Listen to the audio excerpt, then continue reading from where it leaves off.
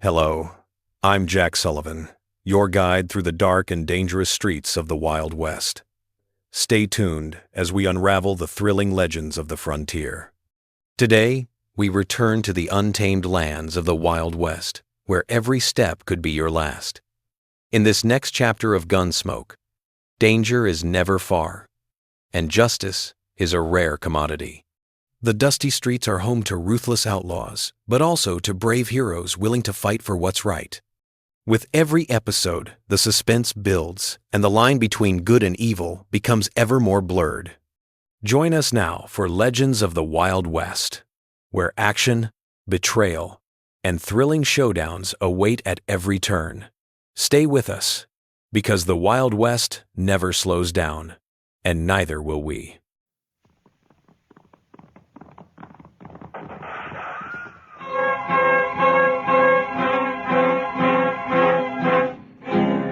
Around Dodge City and in the territory on west, there's just one way to handle the killers and the spoilers, and that's with the U.S. Marshal and the smell of Gunsmoke.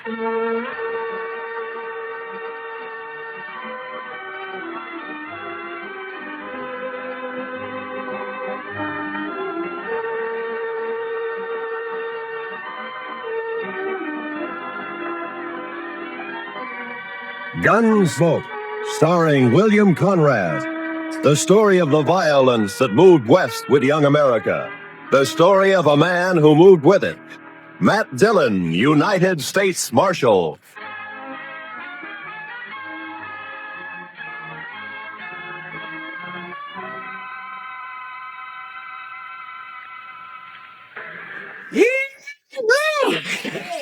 Hey, all you pretty crap, won't you listen to me? You gotta get welcome to Dodge City proper like. Hey, you there, mister.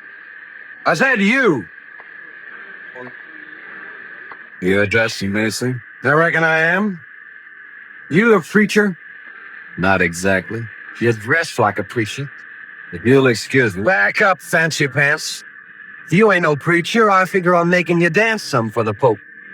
You think you can hoorah me? Dude, I said dance. Stand till the next shot will take off one of your toes. I don't think I'd like that. Doc, no. All right, son, put up the gun. Marshal, you got a wild and woolly town here. Marshal, you move aside. I'm gonna make this grinning dude kick off his heels for us. I'd say that might be quite a trick, son. Unless he's changed a lot since I last met him. Have you, Doc? Not for the good, Matt. I was afraid. You pasty-faced tenderfoot. I said for you. Son. She's drunk, Doc. He's sick. You just don't know it yet. I'll take it good if you'd meet me later at my office. All right, Matt. To you. Well, that's sure a lot of talk. Now I'm gonna shoot that dude's boot heel. Tire one shot, and I'll pistol whip you, son. What's that? Kind of forgetting who's holding a gun, ain't you? Oh! I wasn't here. Oh, my wrist. You broke my wrist. I doubt it. Let's go to jail. You can't put me in jail. I'm phone fiddling. Move. Oh, you wait till I tell Big Jack about this, and I will, too. Do that. He might be grateful to me for saving your neck. You pull some fool stuff, son, but you've never been closer to dying than just a minute ago. You mean from that fancy pants? Oh, I could handle 6 like him. That makes you a lot of man. I can name a dozen pretty good gun hands who can't handle one of it. What? That's Doc Holliday.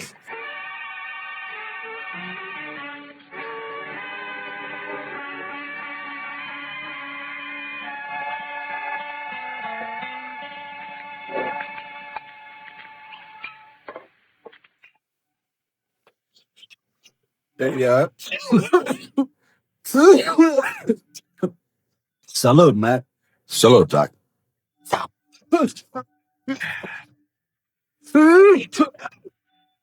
It sounds worse, Doc. Yeah, I got orders to go to Arizona. Air is dry there, better for my lung. Going? Thought I might. Wyatt invited me to visit him. He and Virgil and Morgan have a law down there. Some little mining town called Tombstone. Well, it sounds peaceful anyway. It isn't, it will be by the time White Herb gets through. He is the peacemakingest man I ever met outside of you. Matt, who was the tellerhead down at the depot anyway? It's no Thorne. He's just a spoiled kid. Kid? Couldn't be much younger than you. Sure, but Thorne never grew up. His father has coddled him and protected him and gotten him out of scrapes ever since he was a pup. He's never had to be a man. Not with Big Jack wet nursing him. Big Jack's. Big Jack Finley. Oh, you know him? I've heard of him. Well, that figures. He owns about half of Kansas. Star in a box runs more cows than he can count. Swings a lot of weight in Dodge. Too much. Mr. Dillon? Mr. Dillon, somebody said that Doc Holliday had come into town today and he... Oh, excuse me. It's all right, Chester. Why'd you shake hands with him? Don't mind if I shake with my left hand. Kind of habit. Yeah, I know. Mr. Dillon has the same habit. He would. How about dinner tonight, Matt? Sure. How long will you be in Dodge? Not long. Just till I finish a chore. Oh? That, sure have anything to do with Big Jack Finley? Might say so. It's gonna kill him.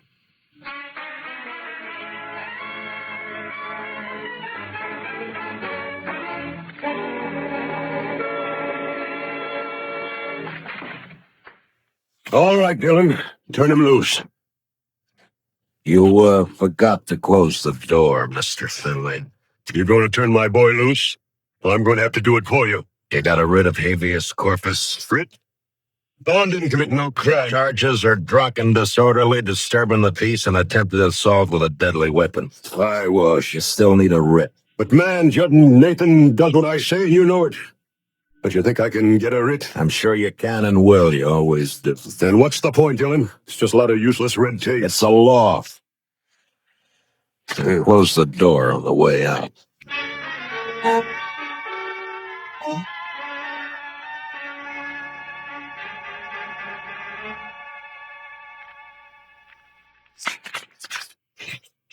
All right, Thorne.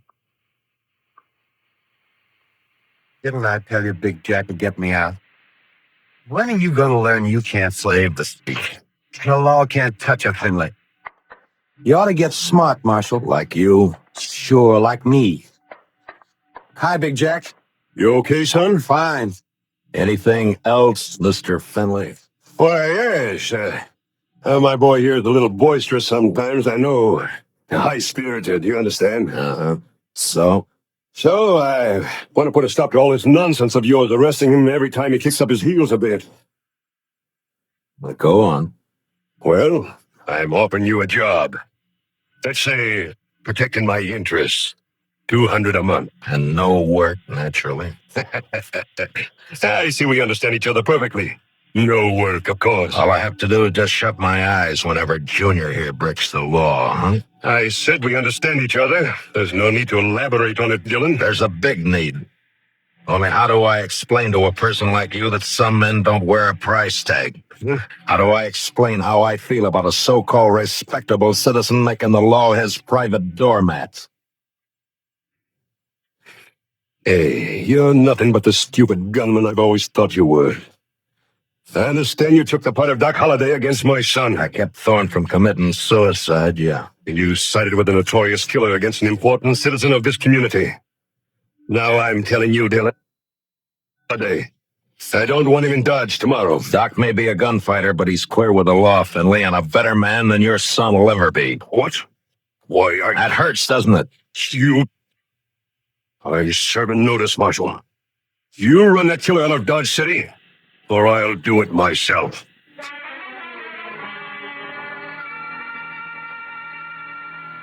Big Jack Finley, cattleman and self-made king of southern Kansas. No better or worse than most of the men carving empires out of the West, until love for his son blinded him to the fact that Thorne Finley had gone bad. And from here on, I knew the war was on between Big Jack and me. So Big Jack Finley's gonna run me out of town? Yeah, unless I do it first. Oh? I do something naughty, Matt? He just threatened a man's life. Not that.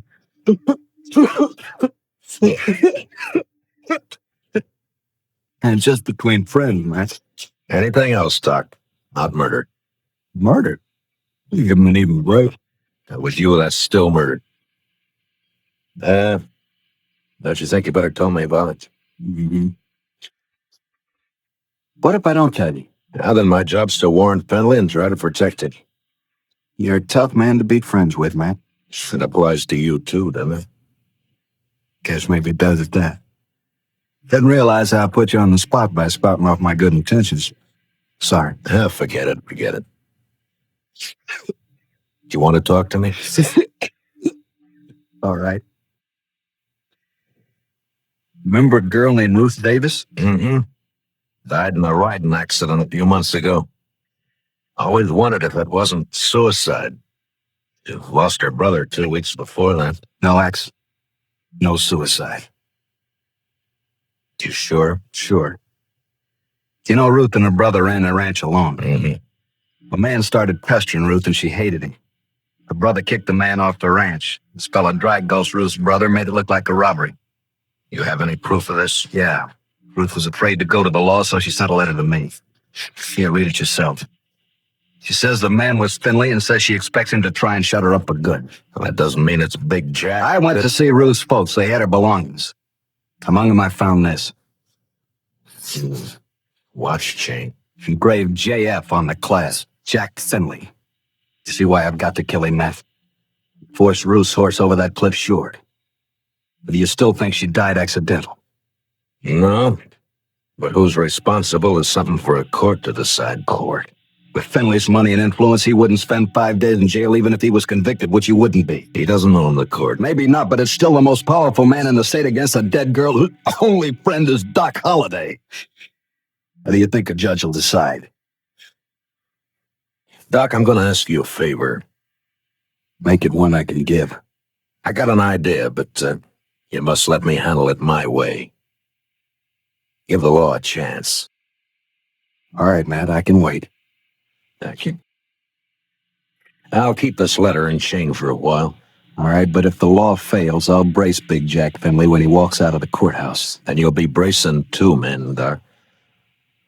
Finley and me.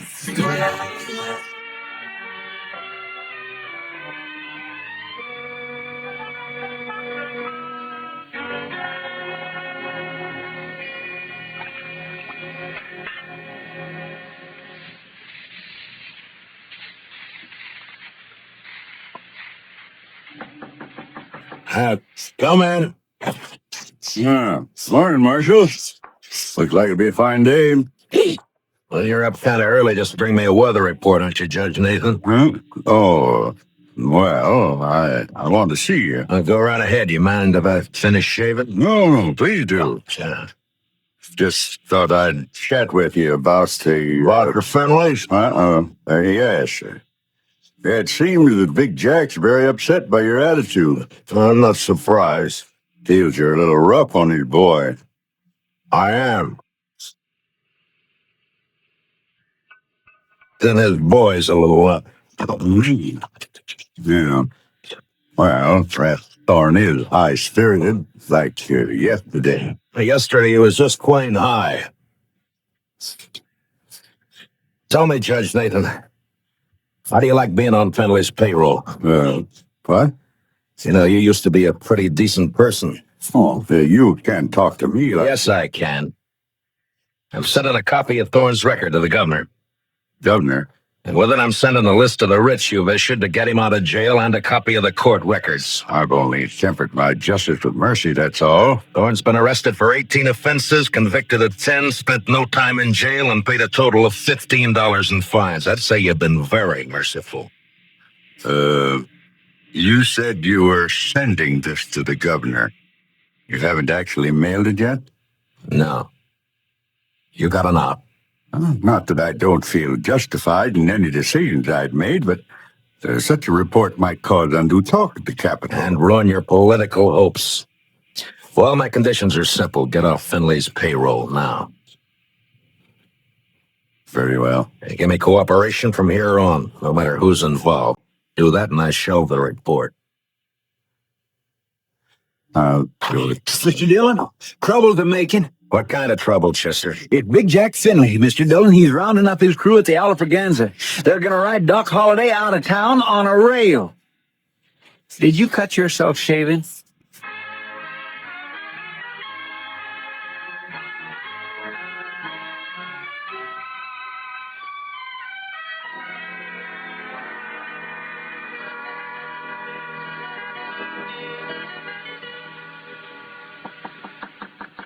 Doc. Doc. What? Wake up, Doc. It's Matt. Oh.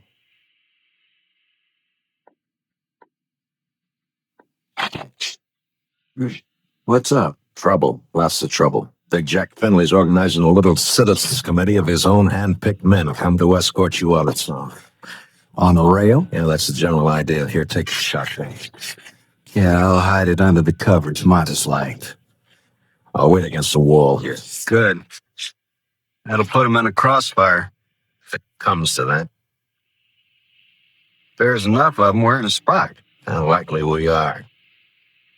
You're risking your neck to save me some bruises. One I owe you, friend Matt. It's my job. Still one I owe you. There he is. Wrap him up. All right, stop right there. I'll shoot the man who takes another step. You think you're going to stop us, Dillon? I think so. Me and Doc. Doc. Show him, Doc. Sure thing, Marshal. Look, boys, surprise. I sure do love surprises. Dillon, I've got a dozen men with me. Well, sure, about 6 of them will die, Finley, if you don't crawl out of here fast. And guess who'll dive first, Big Jack? You there, Moncrief. I always figured you for some brains. Get your boss out of here, quick. You sure talking sense, Big Jack. Shut up, Moncrief. You showing yellow. Oh, but man, there's nothing here for us to die over. Listen to him, Finley. That greener Doc is holding has 18 buckshot in each barrel. He'll get slaughtered if he triggers that thing. And I'm getting edgy, Finley. And me, if I get a coughing spell, I'm liable to shoot without meaning. All right, all right. This is twice you have made a Finley back down. You'll never get a third chance. Let's get out of here.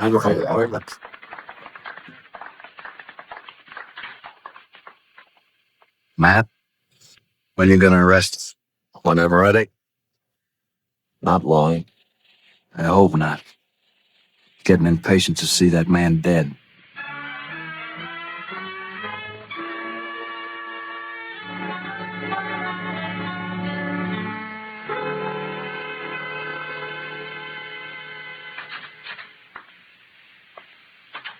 I got your message, Marshal. I hope it's important. It is, Moncrief. How long you been foreman for Big Jack?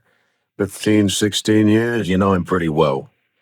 Would he be the kind to kill a girl? No, of course not. Guess he'd kill a man if he got mad enough, but he wouldn't kill no girl, Marshal. I have proof that he did. A girl and a brother. But it doesn't set right. I'm hoping you can help. What's your proof, Marshal? A letter that names Finley as the man. Booth Davis wrote it before she died. Booth Davis. And this watch chain was found with her belongings. It's engraved on the I know. I was with Big Jack when he bought this chain in Chicago. It was right after his wife died. Big Jack wear it all the time? You rode the right hunch, Marshal. What? Thorne is your man, just like you figure. He had a yen for the Davis girl, but he kept it quiet. Because he didn't want it known she throwed him over. But the watch chain. Big Jack gave that to Thorne on his 25th birthday. Whole ranch can testify to that. Good. All right, thank you, Moncrief. You, gonna try and arrest Thorne? Why? If Big Jack believes Thorne killed that girl, it'll break his heart. Broke her neck. If he don't believe it, Then? he'll protect Thorne. And Marshal, there's not enough lawmen in the state of Kansas to make Big Jack give up his son.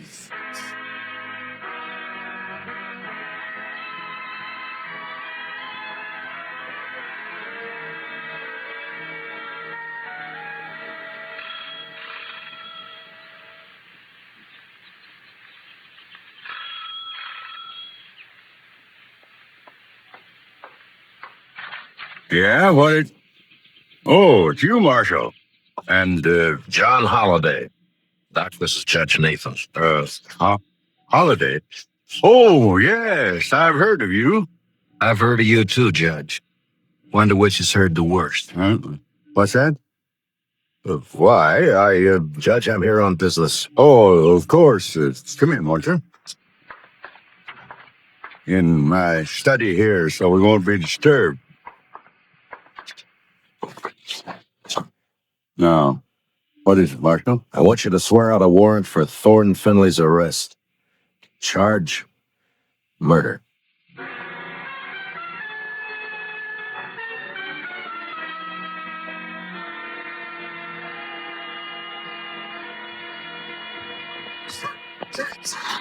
You sure you want to go with me, Doc? I'm sure. All right, hold up your right hand. No, Matt, you wouldn't make me a lawman. If you go as my deputy. I'm not letting you make this a private fight. And with my friends, if they hear I wore a star... All right, Matt, it's your show. You swear to uphold and enforce the laws of this community, the state of Kansas, and the United States to the best of your ability as deputy marshal, so help you God. All of that? All of that. I swear. Here, get on this badge. All right, man. You know, I'm feeling this badge is gonna cramp my style something terrible.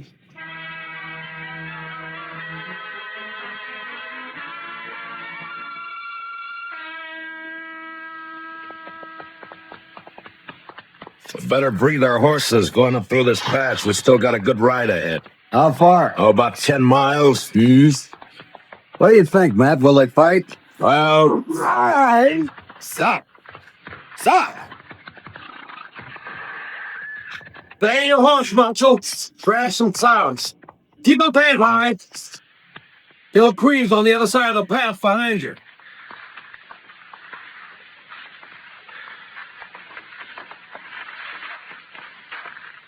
That's being smart, Dillon. Sir. Queen will drop you if you touch her gunfight. you're handy at this bushwhacking, aren't you, Thorne? If Doc... He's all right. My slug seems to have bounced off his thick skull. Good. Let's pull your teeth. Better you do it. With your left hand, reach down and across slow.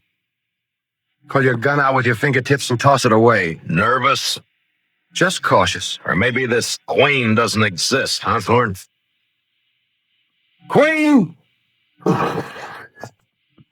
Queen's one of Dad's men, but I pay him extra to work for me. Any more questions? I guess not. There's my gun. The rifle next. I got a penknife in my pants pocket. You know why Holiday came to Dodge? Yeah. Yeah, I guess you do, or you wouldn't be riding with him. Well, he's not going to tell any stories to my dad or anyone else. You can't kill us, you Not snub. planning on killing you. And what have you got planned? Queen's kind of a magician. He's going to make Holiday just disappear. Folks won't care much about one of his kind. I would. I'd care so much I'd hang you for it. No. No, with Holiday gone, it's your word against mine. And you won't be able to prove a thing, Dillon. You sure of that? I'm sure. Otherwise, I'd take care of you along with Holiday. Now get on and start walking back to town. It's like I told you. Law can't touch you, Finley.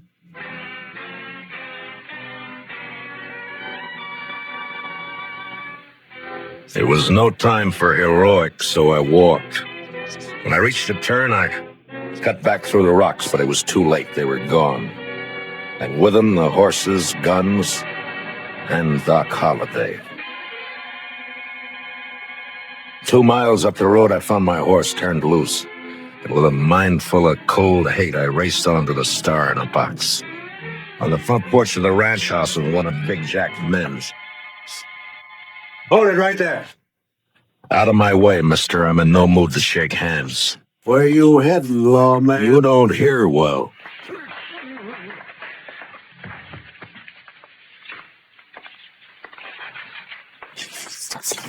Dillon, Where's Holiday? how should I know? Get off my ranch. And where's that prize son of yours? What? Trot him out, I want him. Do you now? What on earth for? Thorne, put that gun away. Oh, no. This is just in case the marshal loses his temper. I've lost it, Junior. Sure. Dillon, I got all I'm going to stand from you. You just think you have. Where's Holiday, Thorne? Where'd Queen take him? Holiday? Why, I haven't the faintest idea. Where is Queen, Dad? The righty fence line, you bloody marshal. We don't know where your friend is. You're under arrest, Dillon. What's that? Ask him to show the warrant. Here. Read it, Sunlight. Oh, no. Yo, that's not possible. The judge wouldn't issue a warrant without proof. He has proof, Thorne. This is a lie. Thorne couldn't be guilty of murder. No. Take a look at his face. Son. Daddy's trying to frame me. Don't let him get away with this. Oh, I won't. I won't. Get out, Dillon. Man, open your eyes. This is not gonna help you. You heard me. I don't believe you, your warrant, or your proof. I believe my son. So get off this ranch. Get out of the state. You let me see you again, so help me, I'll kill you myself. Forget me. You're bucking the law. You can't. I know my own law. You so do I. Doc Holiday. Doc, you're supposed to be dead. We were supposed He's the one who's dead. I carry a knife in my boot just for men like him. Thorne.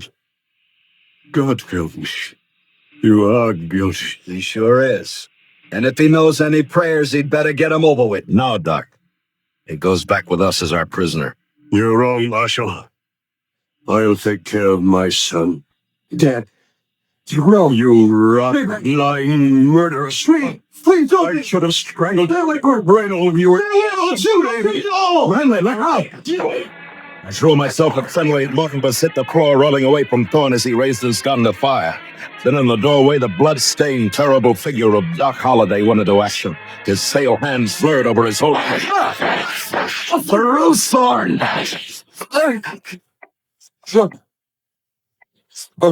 Ruth?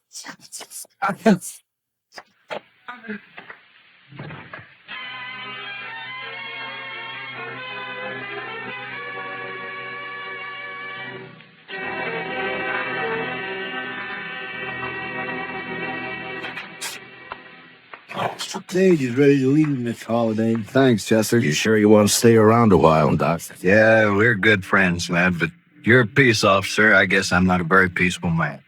You could be, Doc. No, I'm not going to change, and you shouldn't. Law needs men like you. No, if I stayed, there's too good a chance I might cross you. Yeah. Then I'd have to meet you over gun barrels, and it's one thing I'm afraid of. So long, Matt.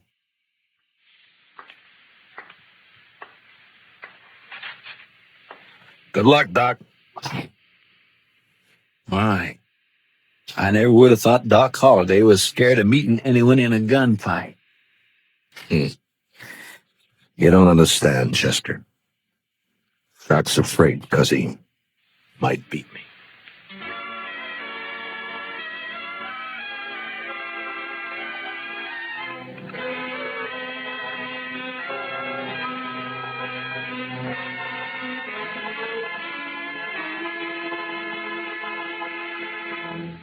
Gunsmoke, under the direction of Norman MacDonald, stars William Conrad as Matt Dillon, U.S. Marshal. Tonight's story was specially written for Gunsmoke by Herb Purdom, with music composed and conducted by Rex Torrey. Featured in our cast were Harry Bartell as Doc Holiday, with Lee Millar, Nestor Pliva, Ralph Moody, and Tom Tully. Farley Bear is Chester. Join us again next week as Matt Dillon, U.S. Marshal, fights to bring law and order out of the wild violence of the West in Gunsmoke.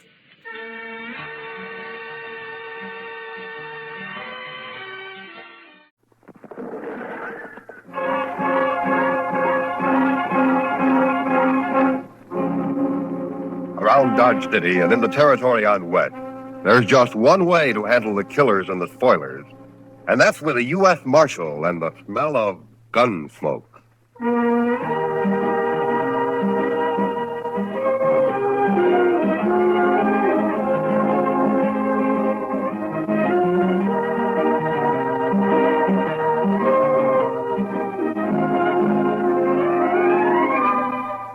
Gunsmoke, starring William Conrad. The story of the violence that moved west with young America. The story of a man who moved with it. Matt Dillon, United States Marshal.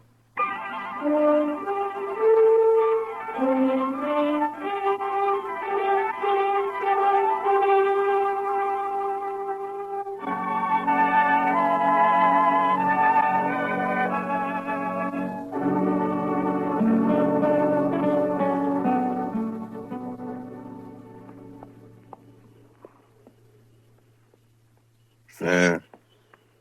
The rope's ready. Why don't you men lead that horse over here?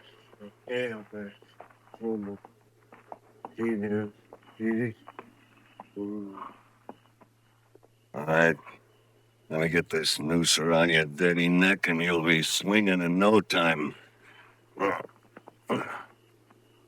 There.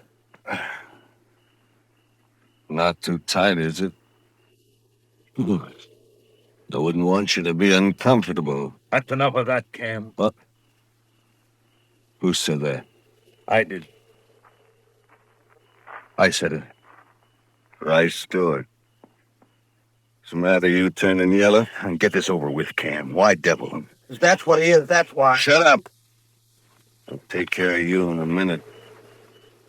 Rice, you got anything against my hanging this murderer? Just don't devil him, that's all. Get it over with. I'll do it my way. It's my brother he shot, isn't it? And in the back, too.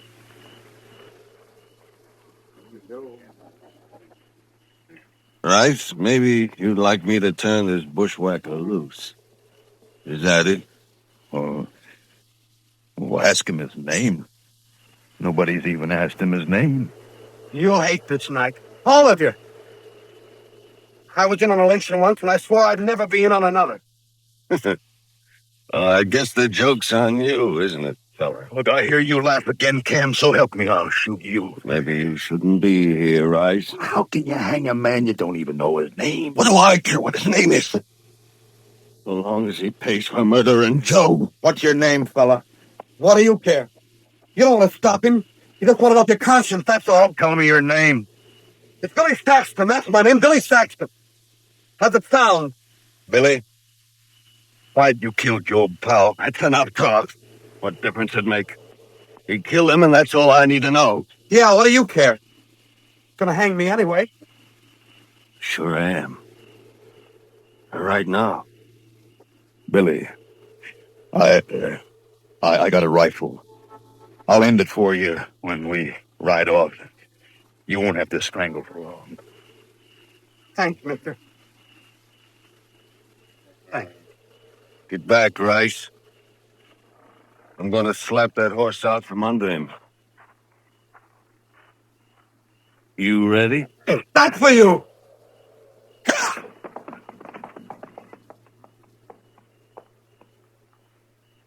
Let's go, man.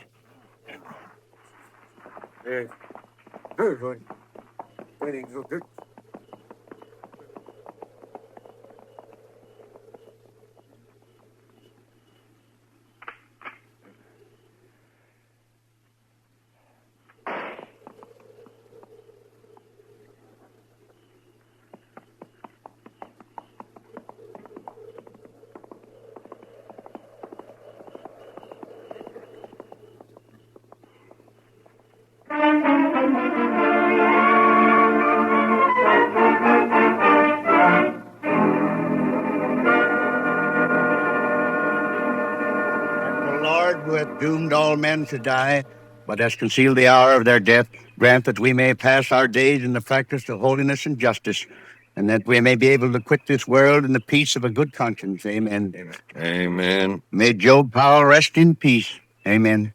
Amen. Go ahead, boys. Thank you. Good morning, Cam. I'm sorry to hear about Joe. You're late for the burial, Marshal. Well, I was out at Fort Dodge last night. Just heard about it this morning. Preacher? We are in the valley of the shadow of death, Marshal Dillon. Well, if you're all through here now, I wonder if you'd read a few prayers over another man we got him in a grave just over the hill with. Another man? Man is born into trouble as his sparks fly upward. Job 5:7. Who was this man, Marshal? How'd he die?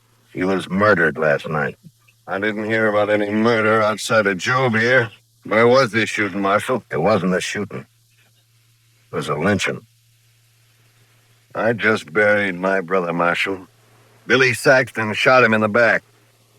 Aren't you using the word murder a little loose around here? Only the law can hang a man without it being murdered. The law's too slow sometimes. You know something about this? All I say is that he shot my brother and he deserved hanging. Hanging, maybe. Lynching's a different matter. What difference did it make? He got what was coming to him. He had a fair trial coming to him, like any man.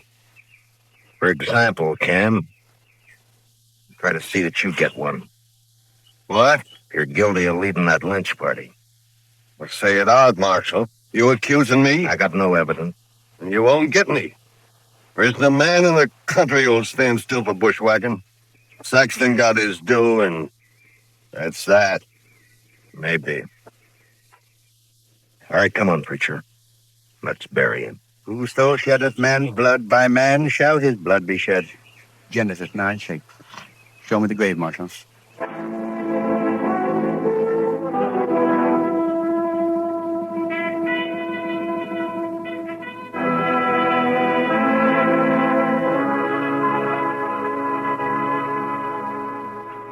Why don't you just arrest Cam Powell, Mr. Dillon? Yeah, he won't admit anything, Chester, and I can't find a witness. Must be somebody who'll talk. Cam's a bigger man than ever now, with Job dead. The others don't want to cross him. Mm-hmm. He owns a lot of land, all right. And Job also owned a piece of the bank. Cam will get that now. Ranchers always need money, so they won't talk. Yes, and maybe they're ashamed, too, Mr. Dillon. Yeah, maybe. I saw lynching once, and not a man there could look in the eye for a long time afterwards. You weren't in on it, were you, Chester? Oh, my gracious, no, Mr. Dillon. I was just a small boy. That was back in Waco. They hung a cousin of mine there. No? Why? Well, sir, it's kind of hard to explain. He was about as honest a fellow as I ever knew, outside of some loose notions about other people's cattle. But, Mr. Dillon, I just don't believe that struck him as stealing. Why not? Well, because there wasn't anything personal about it, if you know what I mean. Well, I don't, but maybe you can explain it to me. Well, sir, just that there was all those cattle running loose on the plains, and I guess they seemed like a natural part of the landscape to him. He figured anybody could own them. Your cousin wasn't very bright, was he, Chester? I didn't know him well enough to say, Mr. Dillon. But anyway, they shouldn't have lynched him. No. No, they shouldn't have. And nobody's going to get by with lynching around Dodge if I have anything to do with it. No, sir. I heard Billy Saxton was at the Texas Trail last night. Maybe I can start there. He sure must have hated Job to kill him like that, Mr. Dillon. Yeah. I'll be back later, Chester. Yes, sir, Mr. Dillon.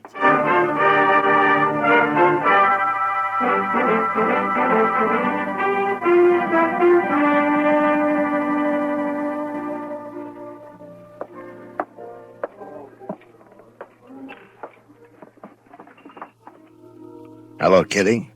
Hello. Well, I can remember when you'd give me a smile. What's the matter? Nothing, Matt. Someone been bothering you? You might put it that way. Where were you last night, Matt? Why weren't you around? Yeah, Chester and I rode out to Fort Dodge on business. It was late, so we slept there. I thought this town could go one night without trouble. You sure thought wrong, didn't you? You're upset about the lynchings, I think. That's it. Aren't you? I heard Billy Saxton spent some time in here yesterday. I hate men.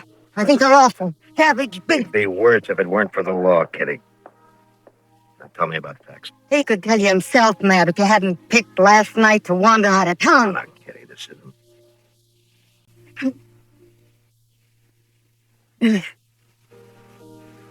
I'm sorry, Matt. He seemed like such a nice kid. Where was he from? I never heard of him around here before. To Dakota. Somewhere. He was just a Cow puncher. Looking for a job. No more a gunman than I am. You can't be sure. You say he'd ever been in Texas? McCall came from Texas, didn't he? Never really. Billy never mentioned Texas one way or the other. What'd he talk about? Horses, mostly. How he'd like to have a little spread of his own someday. And a woman. I see. And they talked nice about it. He wasn't like these hard cases around here. Anything else? Cam Powell was in this morning. Told me not to talk about Billy. Especially to you. No. What'd you say? I told him I'm not afraid of him, but maybe you are. So why didn't he warn you against talking to me? That too easy. I also told him if I was a man, I'd kill him. Who else was in on it, Kitty? I don't know. One thing, though. Rice Stewart came in here last night. Must have been afterwards. He sat over there in that corner and got drunk all by himself. Real drunk. It's not likely. No. But maybe he was in on it and couldn't stand himself afterwards. Maybe that's why he had to get drunk. I'll go see him. Anyone who was there would be in trouble, too. Wouldn't they, Mac? Yeah. I have a feeling Cam really headed this thing, and if I can prove it, I'll have him up for murder. I'll keep my ears open, Matt. Thank you, Kitty. I think I'll ride out to the Stewart Ranch. Rice isn't a man who can lie with much conviction. Good luck, Matt. Yeah, and I'll see you later.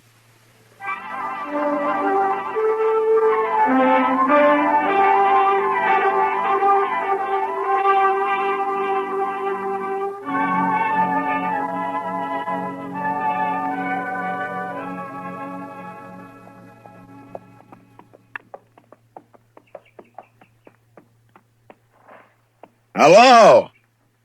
Anybody around? Get down, Marshal. I'm coming out of the sun. Well, thank you, Miss Stewart. Ah. Got a pot of coffee in the stove, Marshal. Oh, thank you, ma'am, but I'd like to find Rice first. Anything wrong, Marshal? No, I'd just like to talk to him. Rice come home real late last night. He was awful drunk. First time in years. You'll forgive me, Miss Stewart. I'd better find him. All right.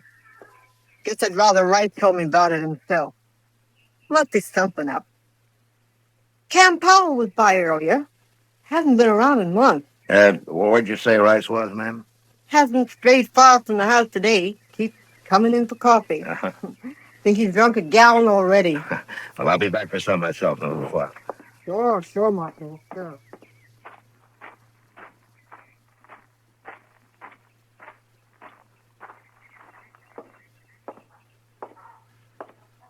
Rice? Rice, you in here? I'm here. Who is it? Matt Dillon. Oh. Hello, Marshal. Hello, Rice. Can I take a little of your time? I'd ask you up to the house, Marshal, but I think I'd rather talk here. Miss Stewart already asked me in.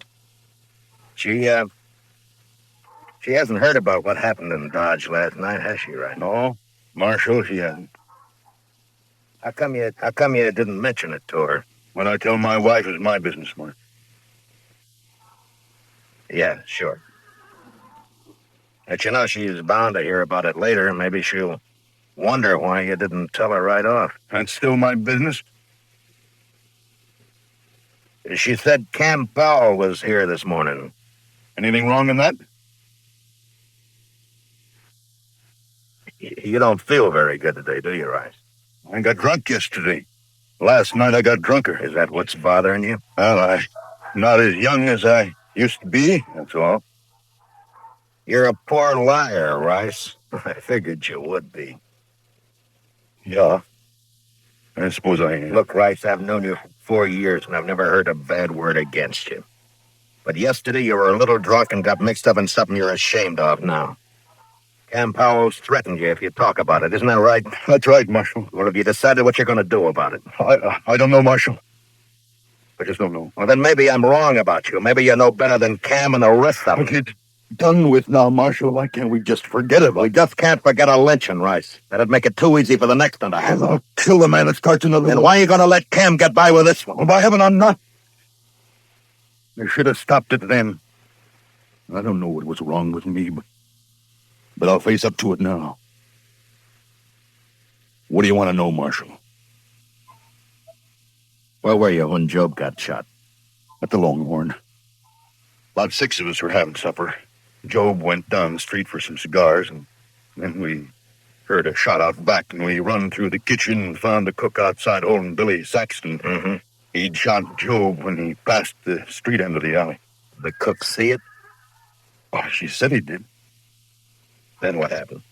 And Cam went crazy when he found Job was dead. I don't know, Marshal, but before I knew it, we'd slipped out of town with that boy. Cam hung him on that little tree about a half-mile down the road. Yeah, I know. I cut him down. That cook, that Hank something or other. I remember he grabbed Saxon's gun when we run out back, and I can't get it off my mind. Nobody ever even looked at the boy's gun to see if it had been fired. Cam just hung him on the cook's word for it. Mm-hmm.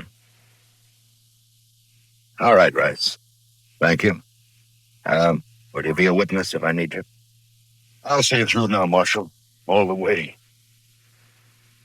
Oh. I feel better already. All right. Let's go get some of your wife's coffee, Rice. Then I gotta get back to Dodge. Good coffee, Marshal.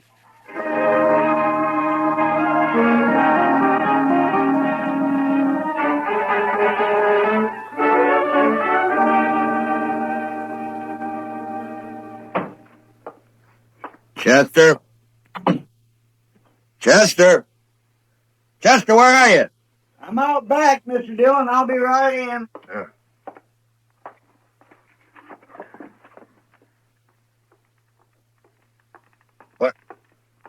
What's that you've got all over you? Paint, Mr. Dillon. White paint. Hey, where'd you get it? What are you up to now, Chester? I sent St. Louis for it, sir. I thought it'd be a good idea to make the hitching rail out back all white. Well, what for? Well, sir, we might be in an awful big hurry some night, and that... All right, Chester, all right. Look, I want you to go get cleaned up. I want you to have supper at the Longhorn tonight. Well, I sure do thank you, Mr. Dillon. No, Chester. I want you to go there alone. Oh. Yes, sir? It's for a reason. Do you know the cook over there, Hank something or other? That's Hank Ashford. He's not a very good cook, Mr. Dillon. How long's he been around? Oh, about a week. I don't think he likes cooking much. He don't seem to be very willing either. Well, it doesn't matter. I doubt if he'll be around for long. Why not, sir? I'm guessing that he'll be wanting to get out of Dodge fast after you let it drop real casual-like, mind, that I've ridden out to arrest Cam Powell. Is that so? You're going to bring Cam in tonight, Mr. Dillon? No. You're just going to make Hank Ashford think I am. And don't let anyone else hear about it, though. Oh. I've got it, sir. You happen to know where Hank rooms? The Dodge house, Mr. Dillon. It's pretty fancy for a cook, isn't it? Yes, sir. All right, you go to supper about 6 o'clock. And I'm gambling that Hank Ashford will be packing his things at the Dodge house by 7. All right, Mr. Dillon.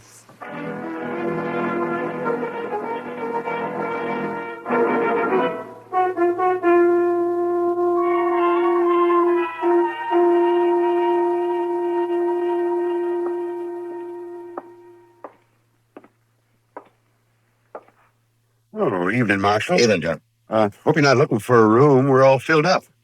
Texans, mostly. Oh, that's fine. What room's Hank Ashford got? 310, Marshal. Top of the stairs, straight down the hall. Uh-huh. Hey, you been up to anything? Up to being a mite of a hurry when he come in. He's here now? Went upstairs just a couple of minutes ago. Yeah. Stop him up, Marshal?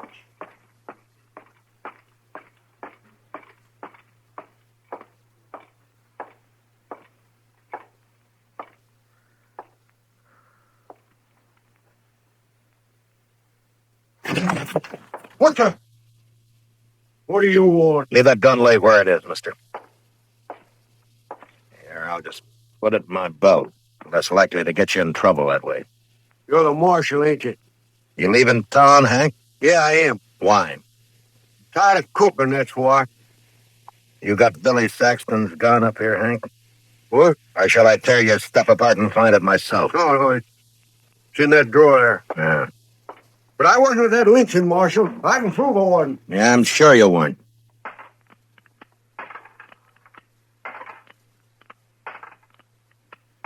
Yeah, all the shells are here. Yeah, the barrel's clean. I thought this gun killed Joe Bowell. It did. I cleaned it, that's all. Hey, you're pretty neat, Hank, for a hash house cook. Yeah, catch this. Now what? You handle that gun pretty well, too, for a cook. Look at the way you're holding it. I don't want that gun. What are you trying to prove, Marshal? You're a gunfighter, not a cook, Hank. All right, Marshal, I used to handle a gun, but I'm looking for the peaceful life now. Any law against a man changing? No, but you're under arrest anyway. What for? I'll think of something. Let's go.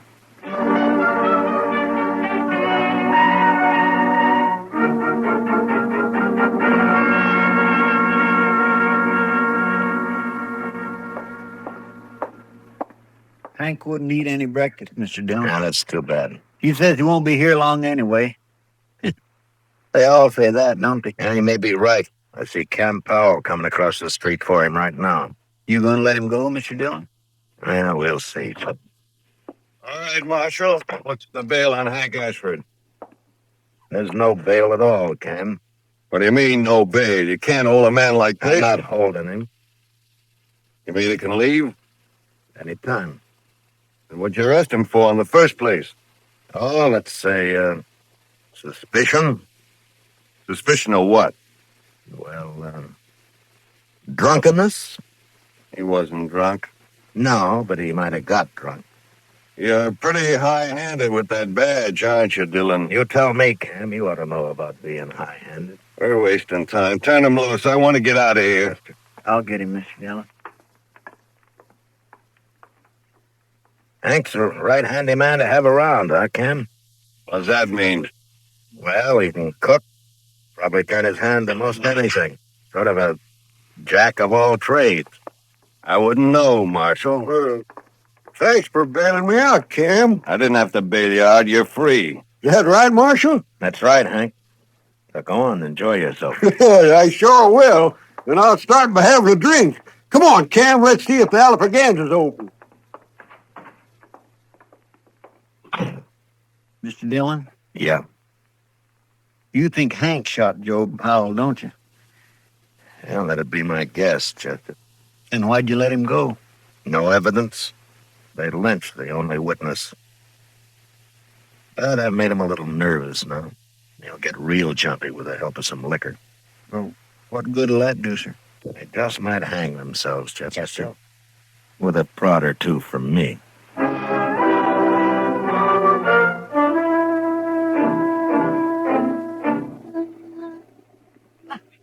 Well, come on, let's well, yeah. Are you still here, gentlemen? May I buy you a drink? What are you doing here, Marshal? Why do you want to buy us a drink? Bartender, Dillon, give me that bottle there, will you? Cam, I don't like this. Let's get out of here. Wait a minute, Hank. I'm too big a man in Dodge to get pushed around by any marshal. I just want you to have one drink before you leave, gentlemen. Yeah. Just one. And for you, Cam. And for you. Thanks. Yeah. Well, gentlemen, here's to, may he rest in peace, Billy Saxton. You looking for trouble, Marshal? You're the one who's got trouble, Hank. What do you mean? You turned me loose yourself. Yeah, I know. But what about Cam here? What? You think Cam is going to let you go after everything you've told me? What'd you tell him, Hank? Nothing. He's lying. I told him nothing. And what are you talking about, Marshal? Just that I've got about all the evidence I need, Cam. Won't you ask Hank? He can tell you. Go on. Hank, if you cross me, I'll see you die for it. You believe him, do you? Well, go ahead. You didn't have the guts to shoot your brother yourself. Shut up. Who you gonna hire to shoot me? Let you. Shut me up. Shut me up. Man, use your head. You got us in enough trouble already. If you'd let me shoot that boy when he stumbled on me, we'd have been all right. Stop it. Stop You it. may be rich, Cam, but you sure ain't smart. I'm gonna kill you. Well, draw on me and I'll have 2 pounds tomorrow. All right, hold it, both of you. We've heard enough. Well, there you are, Hank. Marshal's heard all he needs. You're done for now. Yeah? Well, I shot a marshal in Trinidad once. Don't see why I can't shoot one in Dodge. Don't try it, Hank. Why not, Marshal?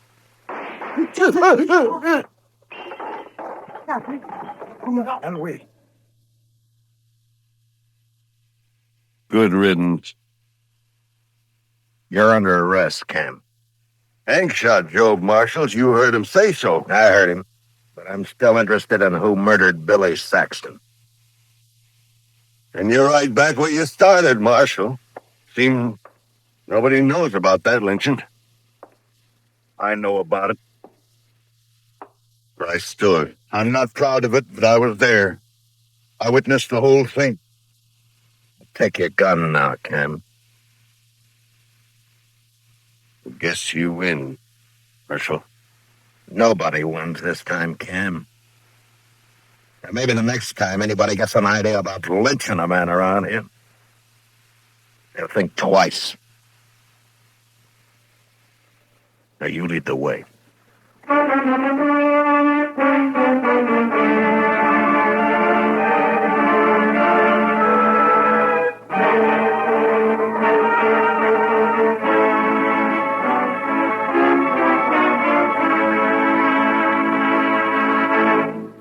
Gunsmoke, under the direction of Norman Macdonald, stars William Conrad as Matt Dillon, U.S. Marshal. Tonight's story was especially written for Gunsmoke by John Meston, with music composed and conducted by Rex Corey. Featured in tonight's cast were Paul Dubois, John Daner, and Tom Tully, with Joan Danton, Ralph Moody, and Lee Millar. Parley Bear is Chester, and Georgia Ellis is Kitty. Join us again next week as Matt Dillon, U.S. Marshal, fights to bring law and order out of the wild violence of the West in Gunsmoke. This is the CBS Radio Network.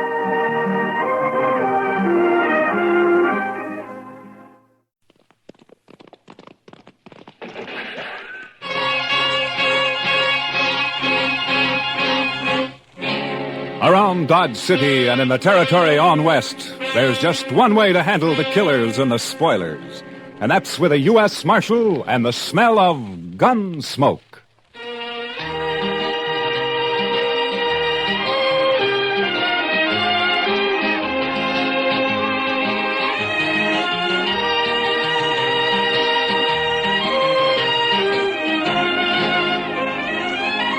Gunsmoke, starring William Conrad. The transcribed story of the violence that moved west with young America. The story of a man who moved with it. Matt Dillon, United States Marshal.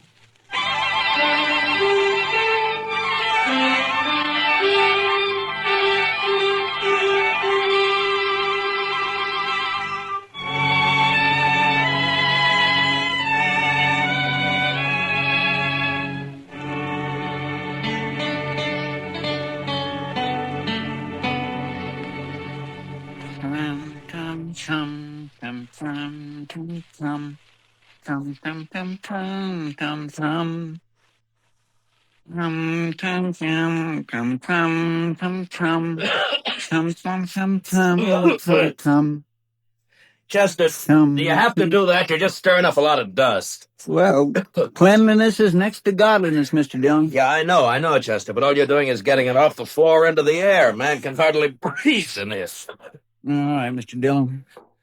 I'll do my sweeping later. Yeah, good. My mother taught me that, Mr. Dillon.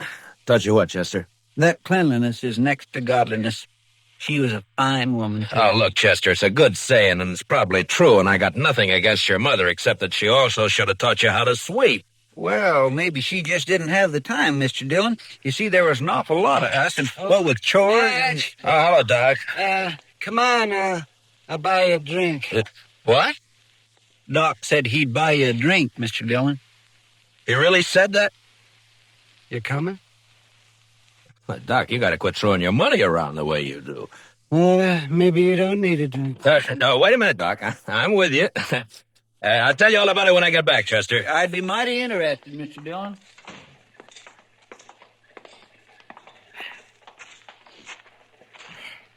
Oh, sure be glad when it gets winter again.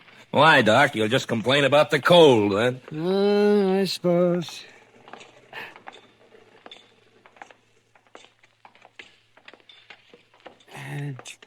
You go sit with Kitty, Matt.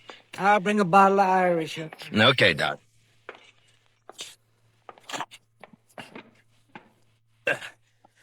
Hello, Kitty. Hello, Matt. What are you and Doc up to? Hey, he wants someone to talk to, so he picked me. And you. Fine. I'm a good listener. Lots of practice.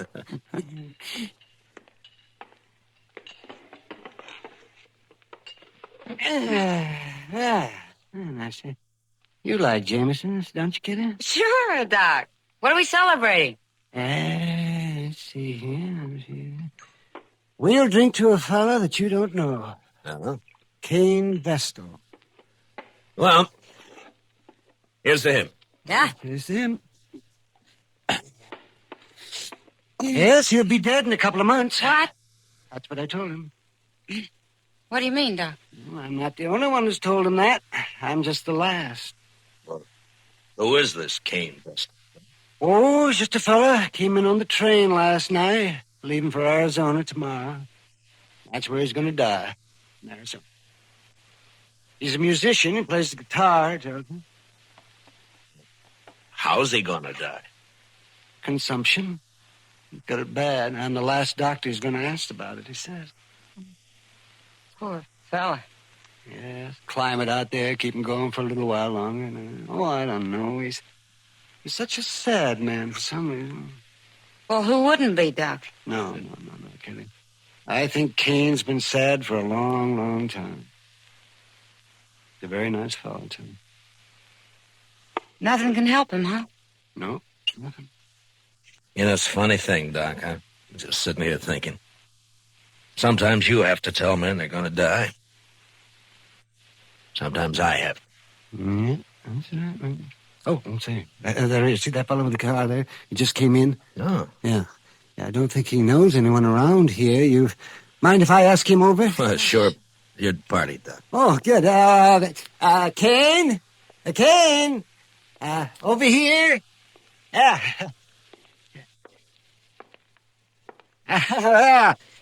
Sit down. Sit down. Cain, this is Kitty. Hello, Cain. Kitty. This is Marshal Dillon. Hello, Marshal. Pleasure to meet you. He's doing it, yeah.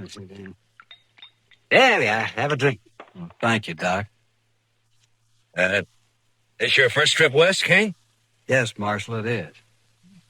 Well, where are you from? No place in particular, Miss Kitty. I seem to spend most of my life on the Mississippi River. I thought you were a musician. I am. I was hired to ride the river boats and play my guitar for the passengers. Huh? Well, at least you've had a constant change of scenery. After 20 years of going up and down that river, it got pretty familiar, Marshal. Well, Cain, I knew a young fella back in St. Louis before the war, and he was learning to be a river pilot. Say, I wonder if you ever ran into him. Name of Clemens, Sam Crevens? No, Doc, I don't believe I did. Oh, he was a very amusing fella. He was just chock full of stories. You leaving Dodge tomorrow, Cain? I'm headed for Arizona, Miss Kitty. No reflection on Dodge, though. If you hit a place out there called Tombstone, I wish you'd look up Virgil Earp for me. Tell him I sent you, huh? Thanks, Marshal. I'll do that. Say, Cain, I wonder, could I ask you a favor? Well, certainly, Miss Kitty. Anything at all. Or would you play something for us? I had an idea that's what it'd be. Anything in particular? Oh, play something you like, Cain. Another girl I knew used to like this one.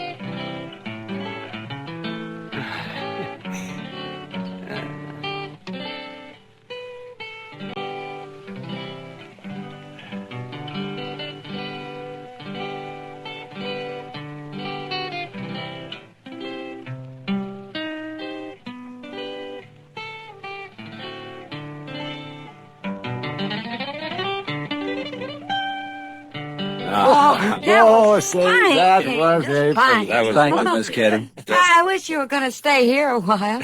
Maybe you could teach me to play like that. It'd be a pleasure, Miss Kitty. But I'm afraid I won't be around for long.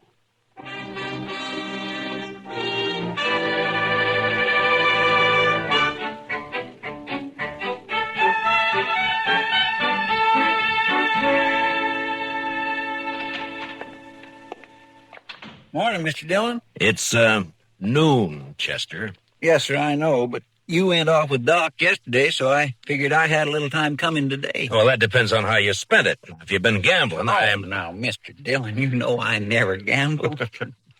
No, sirree. I was out helping a fellow learn to shoot a 6-gun, that's all. No? You mean there's a man in Dodge who doesn't know how? This fellow don't. Never had one in his hand before. He's a musician. What? Plays the guitar, he told me. You mean Kane?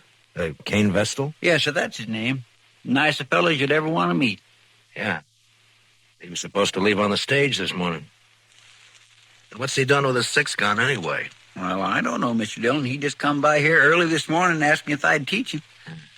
Now, where'd he get the gun? Said he'd just bought it.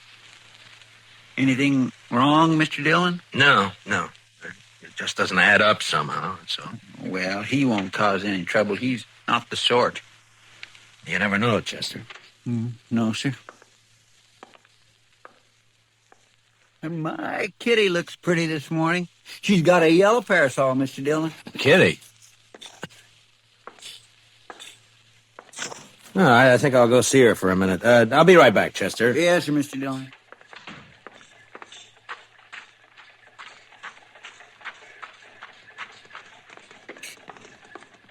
Kitty?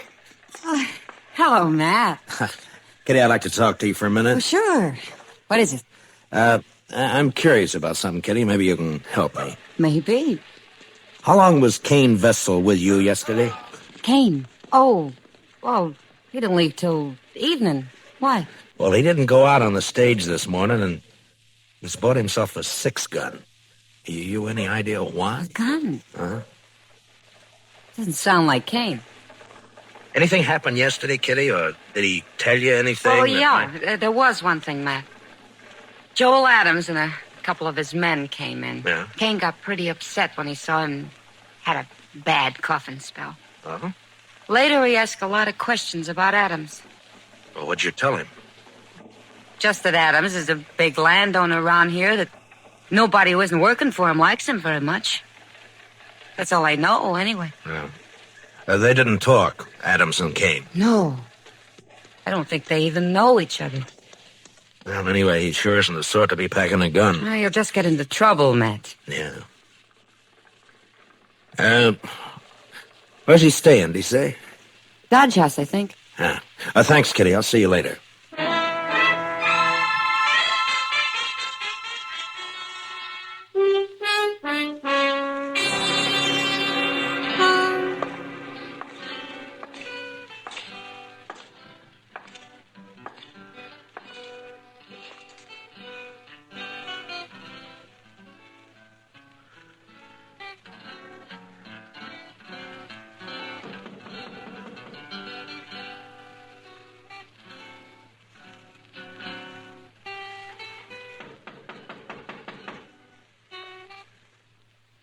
Come in.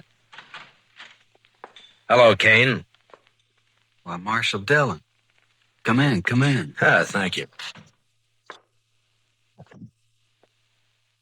What can I do for you, Marshal? I thought you were leaving Dodge on the stage this morning. Well, I was, Marshal, but I changed my mind. You know how it is. Sure, Kane, sure. And we're glad to have you around. I'm just curious, though. Your staying have anything to do with that gun you bought this morning? Oh, Chester told you. I thought he would. He's a good teacher, Marshal. Yeah. But that doesn't answer my question. Do I have to answer it? I'm just trying to help you, that's all. Yeah, I appreciate that, Marshal, but I'm afraid there's nothing you can do. Look, Kane, you're new in this country. A man like you just can't pick up a 6-gun and call himself a fighting man. Not and expect to live through it. I certainly lay no claim to be a fighting man. Then why did you buy that gun? There's no law out here against a man having a gun, is there, Marshal? No, but any man who carries one is expected to use it when the time comes. You'd be a lot safer without one. Being safe doesn't mean a whole lot to me, Marshal. Not now. Yeah, I know. Doc told me. What's it all about? It's a long story. And an old one, I suppose. I'd really rather not talk about it. Well, I can't force you to. But tell me this, does it have anything to do with Joel Adams? Yes, it does, Marshal. I'm gonna kill him. When? I don't know. Anytime. Well, why? That's a long story I mentioned. All right, Kane. But if you try to face him, he'll kill you before you got that gun halfway out of your belt. And if you shoot him any other way, you'll hang for it. You've forgotten something, Marshal. What? No matter what I do, I'm gonna die soon anyway. A month or two isn't gonna make any difference. You hate Adams that much? I wouldn't kill a man I didn't hate, would I? I didn't think you were the sort of man who'd kill anyone. Only Joel Adams, Marshal. Then I gotta warn him about you. I understand, Marshal. It's all right. He doesn't know me anyway. Never even saw me before. But you want to kill him? Yes, sir. Well, I'll take your gun away from you, but you just find another one. And I can't arrest you unless I catch you trying to bushwhack him. I'm sorry for the trouble I'm causing you, Marshal. You know, I've never had to deal with a man like you before, Kane. Maybe I ought to just tie you up and throw you on that stage. You could. But I'd just come right back. Yeah, I guess you would. I'm sorry this has to happen here in Dodge, Marshal. Then why don't you leave? I guess I hate Joel Adams too much. All right, Kane, I'm through trying to convince you. So long. Goodbye, Marshal.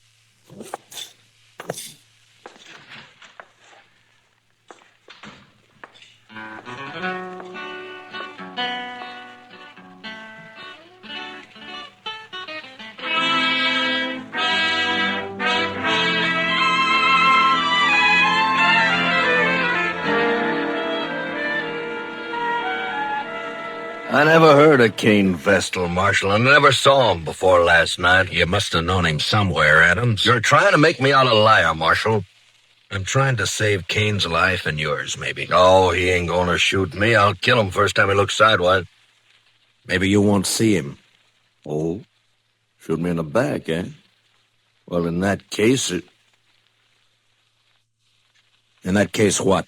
Why, nothing, Dillon, nothing. Forget it.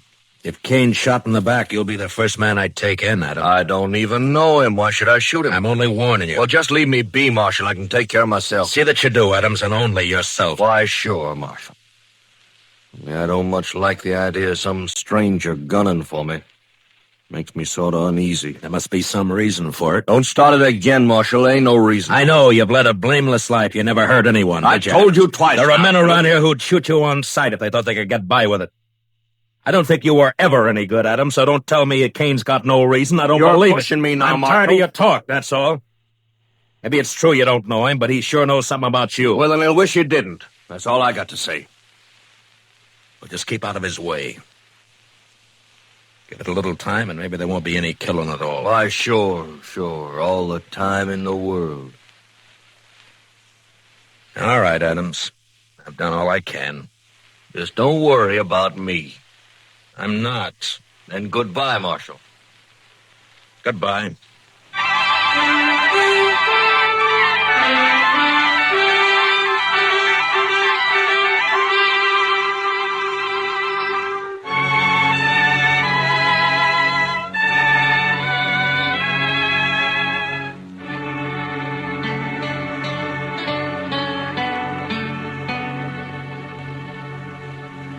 Sure is quiet around town tonight, Mr. Dillon.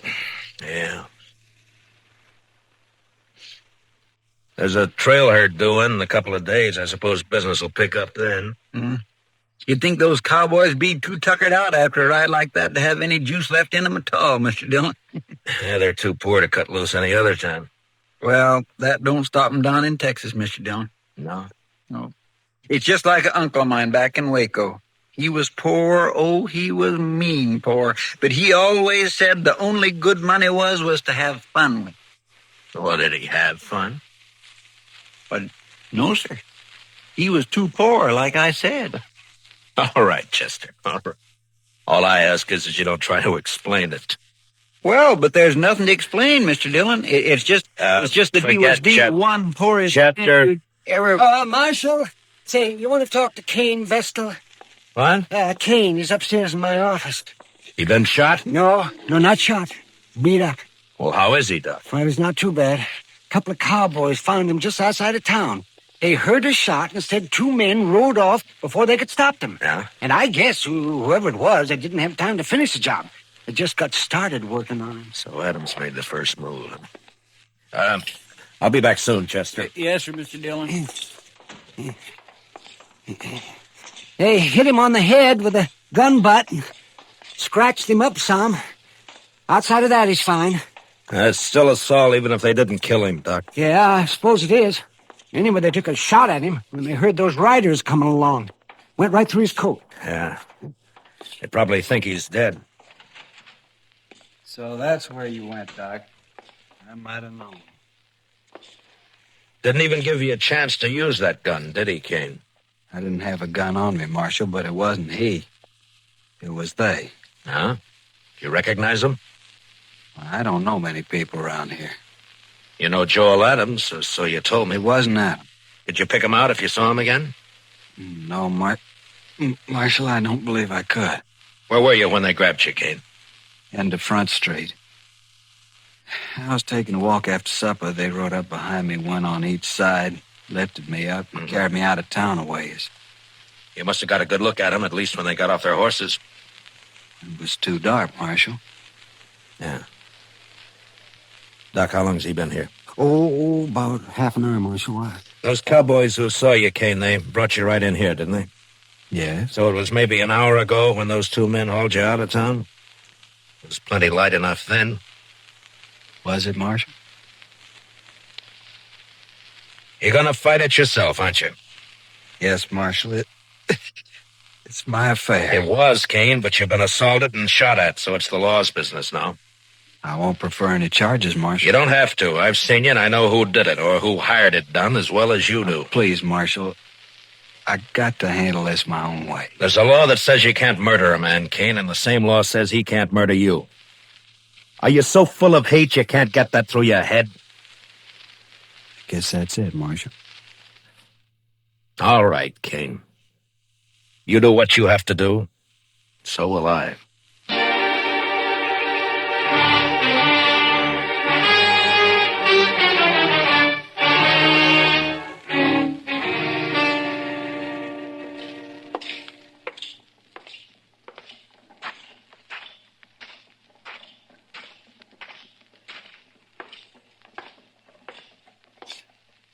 I figure if we get some Hello, Adams. I've been looking for you. That's late, Dillon. Can't you see me tomorrow? It's not even midnight. That's early for you. You see how this Marshal always trying to get me on the prod, boys? Yeah. These boys of yours play pretty rough themselves, Adams. Meaning? Didn't they tell you? Tell me what? What they did to Cain Vestal? They did not kill Cain Vestal, and you can't prove it. No, Adams, I can't. Cain isn't even dead. What? You know, I'm curious, Adams. Why'd you think he might be? Why, somebody said he got himself hurt. Joel Adams. You arranged this, Marshal. You know I didn't. Who is he? What does he want? Hello, Joel Adams. Don't strain yourself so you don't know me. Who are you? Cain Vestal. But my name doesn't matter. What are you haunting me for? I never saw you before in my life. That's true. You didn't. But we had a friend in common once. A friend? Who? Julie Travis. What about Julie? You were a riverboat gambler then, Adams, and you had money and fine clothes and a way with women, especially young girls. Julie was only 16 at the time. Never mind all that. So she went away with you to be married, you told her. Oh. I think I guessed the rest. You wanted to marry her, but I got her instead. Is that it? That's it, Adams. That's exactly it. Oh, no, I thought you really had something on your mind, Vestal. Well, all right, why don't you get out of here and quit bothering people while you can still walk? Julie killed herself, Adams. She committed suicide. What? You didn't know that, did you? Well, it's got nothing to do with me. Because you never married her after all. It was just a year after you abandoned her in New Orleans. I think it has a lot to do with you, Joel Adams. What are your plans, mister? I see you got a gun in your belt. And to kill you. Or so? When? Now. Right now. All right, Vestal, draw. Leave the gun where it is, Cain. One thing I always promised myself, Adams. Someday I'd spit in your face. Why, you don't...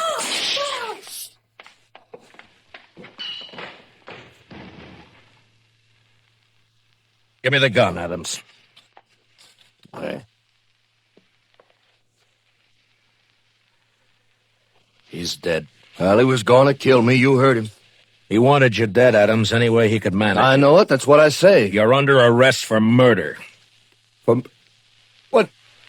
It was a gunfight. Cain never even moved for his gun. Well, then I'll hang for this. He couldn't have got me any other way. No, don't suppose he could have.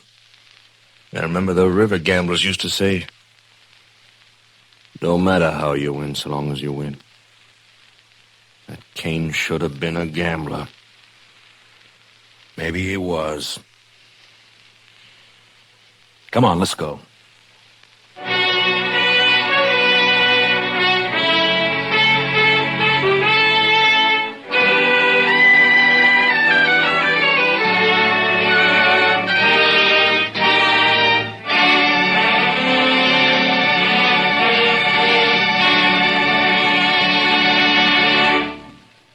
Gunsmoke, transcribed under the direction of Norman Macdonald, stars William Conrad as Matt Dillon, U.S. Marshal. Tonight's story was especially written for Gunsmoke by John Meston, with music composed and conducted by Rex Corey.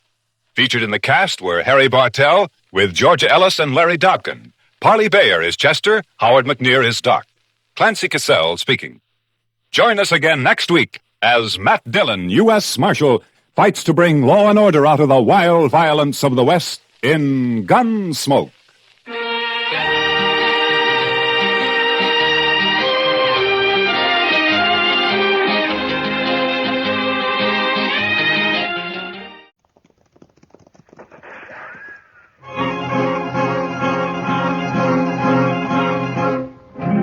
Around Dodge City and in the territory on West, there's just one way to handle the killers and the spoilers. And that's with a U.S. Marshal and the smell of Gunsmoke.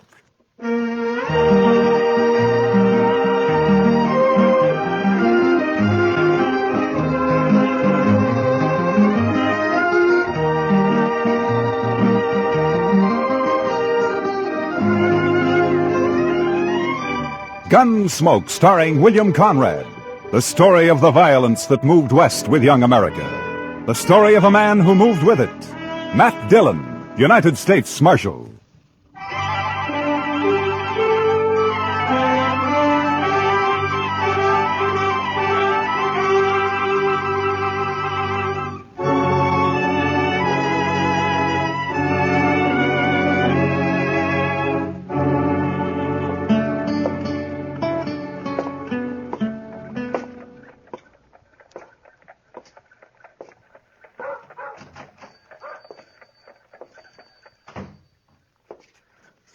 Hello, anyone here?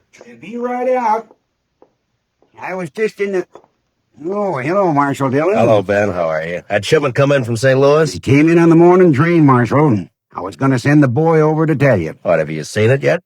Haven't had a chance to open it up. Here it is. Oh, good. Well, let's see how it looks. Huh?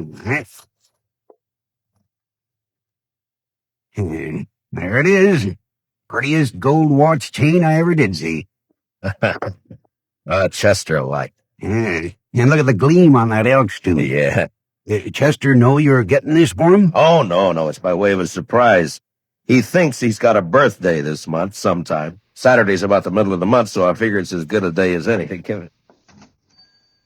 Yeah, morning, Miss Tara. Oh, morning, Ben. Marshal Dillon. Morning, Tara. Oh, how beautiful. Is it yours, Marshal? Oh, no. It's for Chester. He's always wanted one. It's lovely. Ben, did my hand mirror arrive? Yeah, came in this morning, Miss Tara. Can I take it now? Don't know why not. It's paid for. Here. Careful now, Miss Tara. Came all the way from Boston, so don't drop it. Oh, I won't. Don't worry. Thanks, Ben. Goodbye. Goodbye, Marshal Dillon. Goodbye, Tara. That's a mighty pretty girl, Ben. Yes, sir. She's blossomed out since I saw her last. Well, what owe you, Ben? Oh, be just about $4, Marshal. $4, huh? Yeah. There we are, $4. Thank you, Marshal. And give Chester my regards. I'll do that, Ben.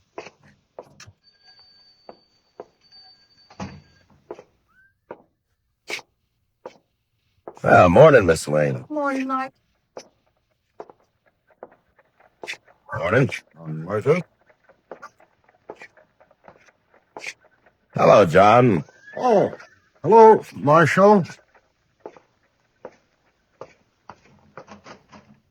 Good morning, Chester. Well, morning, Mr. Dillon. Put this in the safe for me, will you? Yes, sir. How was the auction yesterday? You know, Mr. Dillon, I never did see so many horses and mules. Do you buy anything? No, sir, Mr. Dillon. But Asa Welton bought that old stud horse off Mr. McGovern. No, is that so? Yeah. You know, I feel sorry for poor old Asa. Why, that stud horse has got a ring bone so bad he can't hardly walk. Well, Asa isn't very smart when it comes to horses, I'm afraid. No, sir, he ain't. And I purely hate to see him lose good money on a horse like that. Why, he paid $19 for that horse. No? Well, he'll make out if the stud can get him some colts. Mm-hmm. Yes, sir, I guess. That is, if he's got a mare. Yes, Chester, if he's got a mare. And if he don't, well, sir, I just don't know. My. Chester, this evening I'm going to have supper with Kitty over at Dodge House. Will you stay here? There's no work to do, but you could keep an eye on things, huh? Why, I'd be proud, Mr. Dillon.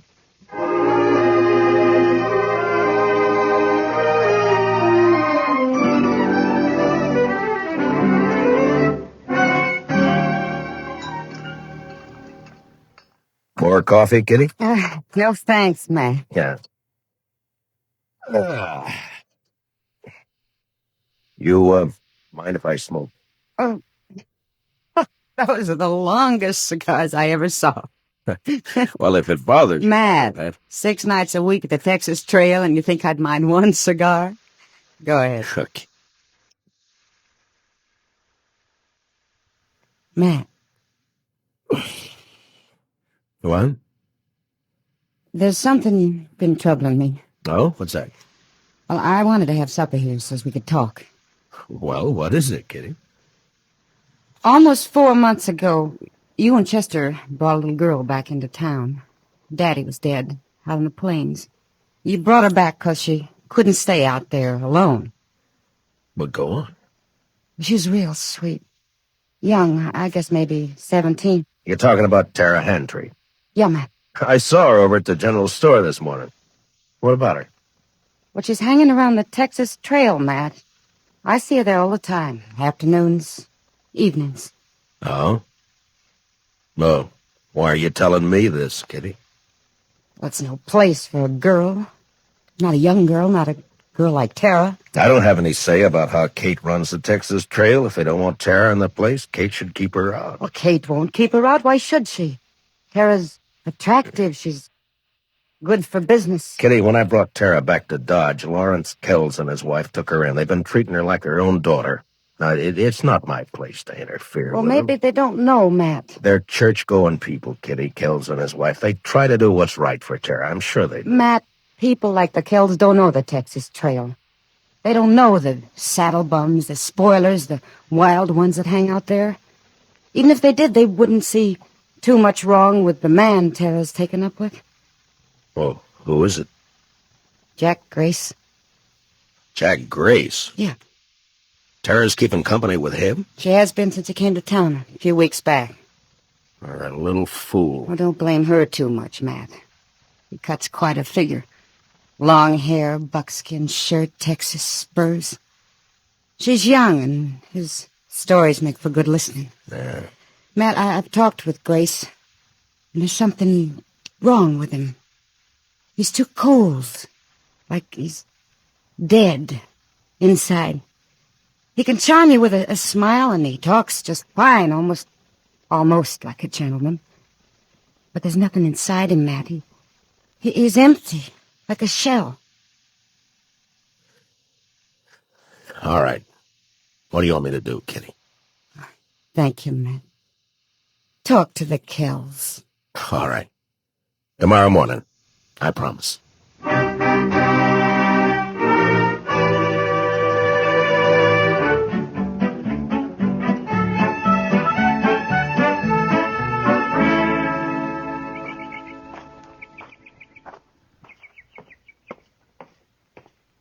Morning, Marshal Dillon.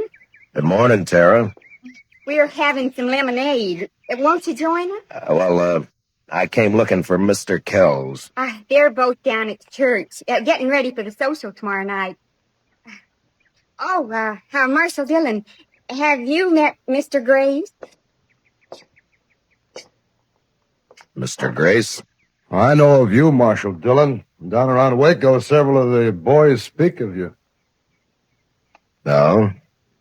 What did you want to see the Kells about, Marshal Dillon? Maybe I could help you. I think I should talk to them, Tara. It's a matter of business.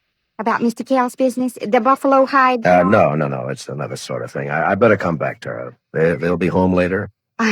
Well, you know how these church socials take planning. It may be late. Yeah, well, I'll come back then.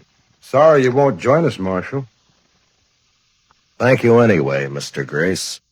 I'll walk you to the gate, Marshal. Oh, fine. I'll be seeing you again, Marshal Dillon? Maybe, Mr. Grace. I know why you came here today, Marshal. I know why you wanted to see the Kells. You do, Tara? It's about me and Jack Grace, isn't it? This isn't the time to talk about it, Tara. It's a fine time to talk about it. Now, look, The Tara... busybodies in this town sent you over here. They don't like my keeping company with Jack. Isn't that right? They're not busybodies, Tara. They're people who are fond of you. Older than you and know more about Jack Grace than you do. Blue-nosed old gossip. Now, Tara, listen to me. No, you listen to me. For as long back as I can remember, Pa and me worked that dried-up old homestead. Alone after Ma died. It killed Pa. Came near to killing me. Look, when I brought you into Dodge, the Kells took you in. They treated you like their own daughter. Mr. Kells is a wealthy man. He's given you everything he can. And I'm grateful to him. He's tried hard to do all the things Pa would have done if the planes hadn't killed him. But he still can't give me the love and excitement and fun Jack Grace can. Oh, Tara, so help me. If you were 2 years younger, I'd put you across my knee and slap some sense into you. Now, if you hurt the Kells because of Jack Grace, or if you get yourself in trouble, I'm going to forget about it. I didn't know better. I'd say it was a lover's spat. I'll be back later, Tara. There isn't much point in that, Marshal Dillon. From what I could hear on the porch, Miss Tara seems to have said what she thinks real plain. I'll be back later, Tara. Will you tell him? I don't know why you bother, Marshal. If the Kells are ones to worry about loose reputations, they might not pay too much attention to you. What are you getting at? A U.S. Marshal who sniffs around one of the girls at the Texas Trail isn't in the best of company, and after all, everyone knows that Kitty is... Now get up. If I ever hear you've mentioned Kitty again, I'll come after you. Why don't you do that? I will. Good day, Tara. Oh, Jack, I'll call back for you later this afternoon. I'm sorry, Tara. I didn't mean for this to happen. You're just a big, blundering, stupid bully. Tara, please. And if you mess up the one thing that means happiness for me, I'll help him kill you.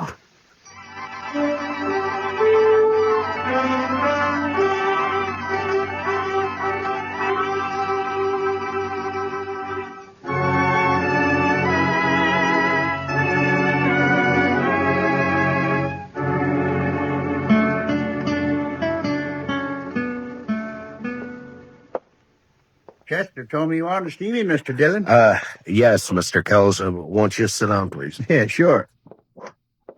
Hope it won't take too long. Gretchen and I are in charge of the box store for the night, you know. Wouldn't want to be too late. Well, it may take a few minutes, Mr. Kells. It's important. Oh? It's about Tara. And Jack Grace. You know about it, then? I've known about it ever since she came to town 3 weeks ago. They met, heaven knows where or how, and she's been seen him most every day since. You know where she spends her time? At the Texas Trail. Yes, I know. Gretchen and I have tried every way we know, Marshal Dillon. We've both talked with Tara, but she's young and headstrong.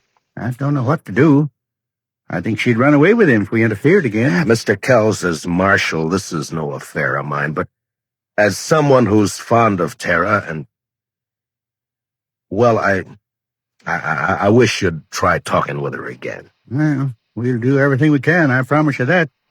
Perhaps Grace will get tired of her and leave Dodge. Perhaps.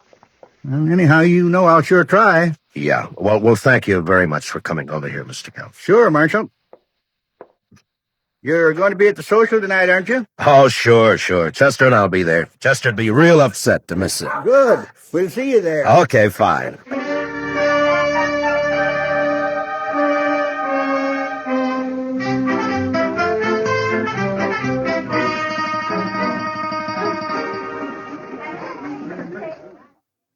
Oh, Mr. Dillon, this is Miss Honeycutt. How do? Proud to know you, ma'am. I bought her supper box. Did you go down any supper boxes, Mr. Dillon? No, Chester. I was late getting here. Oh, that's a pity. Now, what do you do for supper? Oh, I'll make out all right. Well, there's really enough for the three of us, Marshal, if you'd care to join us. Well, thank you, Miss Honeycutt, but I'm looking for Mr. and Miss Kell. Oh, they're not here yet. The parson was asking for them a few minutes ago. Mr. Kells was to have auctioned off the suppers, but they didn't come, so we went ahead without them. Hello? You sure you won't join us, Marshal? No, thank you, ma'am. I'll just wait for the Kells. Perhaps I'll walk back toward their place and meet them on the way. Well, all right, Mr. Dillon. Miss Honeycutt and I'll be right over there if you need me. I don't think I will, Chester. You just go ahead and enjoy yourself. Real pleased to meet you. Nice to have met you. Just mind that bench, Miss Honeycutt. Yes,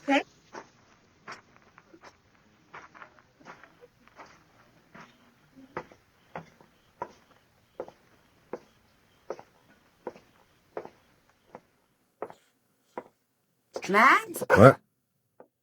Oh, hello, Kitty. You're leaving the party before I get there? No. I was just walking back toward the Kells place. They're not at the social yet, and this might be a good chance to talk to them. Oh, all right if I come with you? Well, sure.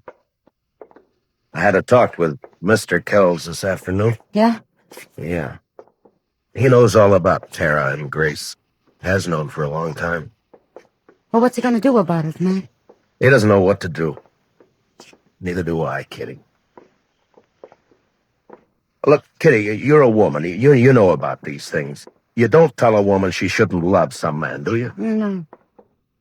No, you don't. Kells has tried hard. He's done everything he can. Well, he's a wealthy man. He could send her east for a few months on a visit. St. Louis, maybe. To forget Grace? Yeah? Would it do any good? No.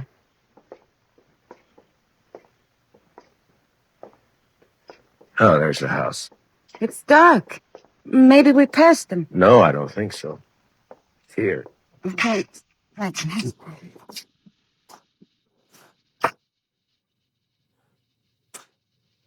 Kitty? Yeah? Maybe you better wait here, huh? Matt, what is it? The house shouldn't be dark. We didn't pass them. What are you gonna do? I'm going inside. I'll come with you. All right, come on.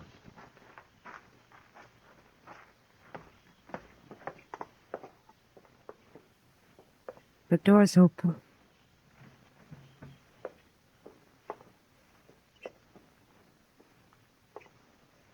Matt.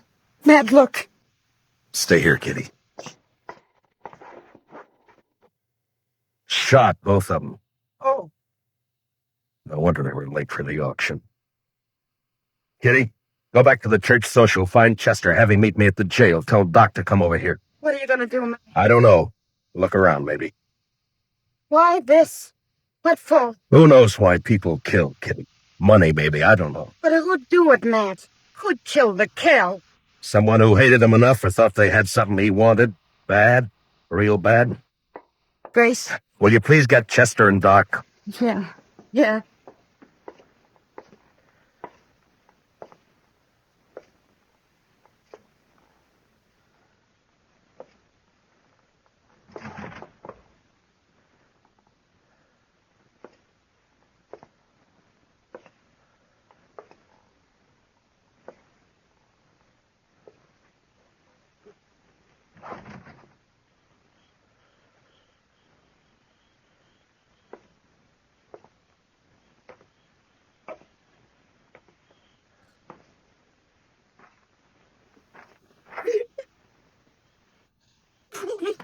Tara? Tara, are you all right? It's Matt Dillon, Tara. Are you hurt bad?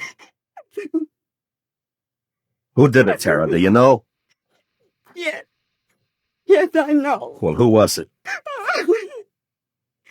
Was it Grace? Oh, Matt. Matt. What happened, Tara? Tara. Mr. Kells was waiting for him when Jack came for me. Mr. Kells wanted to talk with Jack. He didn't. And, oh, Well, go on. I don't know. I don't know. I can't help if you don't tell me what happened. But when Jack came, there was an argument. Mr. Kells told Jack to go away, leave me alone. Told him not to come back. Jack laughed. Called Mr. Kells a name, and Miss Kells slapped him. And Jack hit her. Mr. Kells tried to get his rifle in the corner, and Jack, Yeah? he shot him. He shot both of them. Then he turned and said it wouldn't have worked out for us. He was leaving. Just like that. He was leaving. You see, you'd be nothing but trouble, he said. I'm leaving, he said.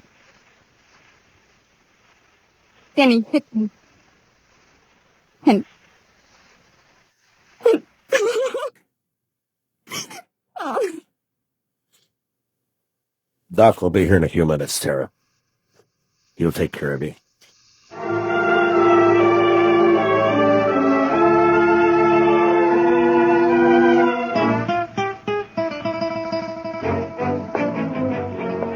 You want me to go with you, Mr. Dillon? No, you stay here. Get me that Winchester, will you? Yes, sir. Here you are. Thank you. How do you figure to trail him at night, Mr. Dillon? I don't. I'm taking a guess, that's all. You know where he's going? Like I say, it's a guess. It won't be back to Texas. He's wanted there. Might be Abilene. Ben Thompson would cover for him there. He'll have an hour or more start on you, Mr. Dillon. Yeah, I know, but I figured to take the back country and ride hard. Maybe I'll cut his sign by morning. You'll be riding 3 miles to his 1. I'll check the buckskin. He can last. Yes, sir. Don't you want me to follow you? I should be back by tomorrow night. You stay here and help Kitty and Doc with everything. And take good care of the girl. She needs help. Yes, sir. Good luck, Mr. Dillon.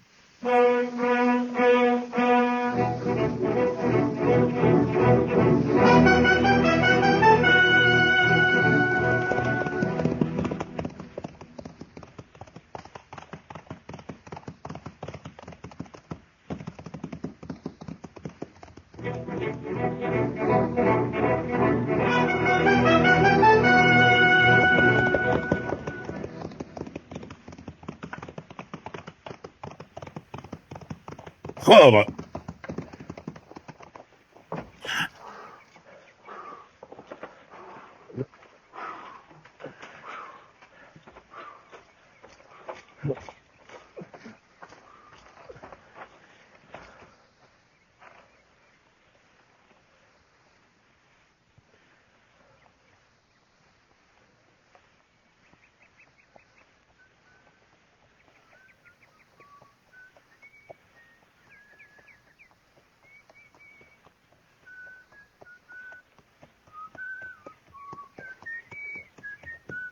Grace! You can't see me, don't bother to try. Just drop your gun belt. Easy. And your rifle. Throw it down. Now keep your hands high, just like they are.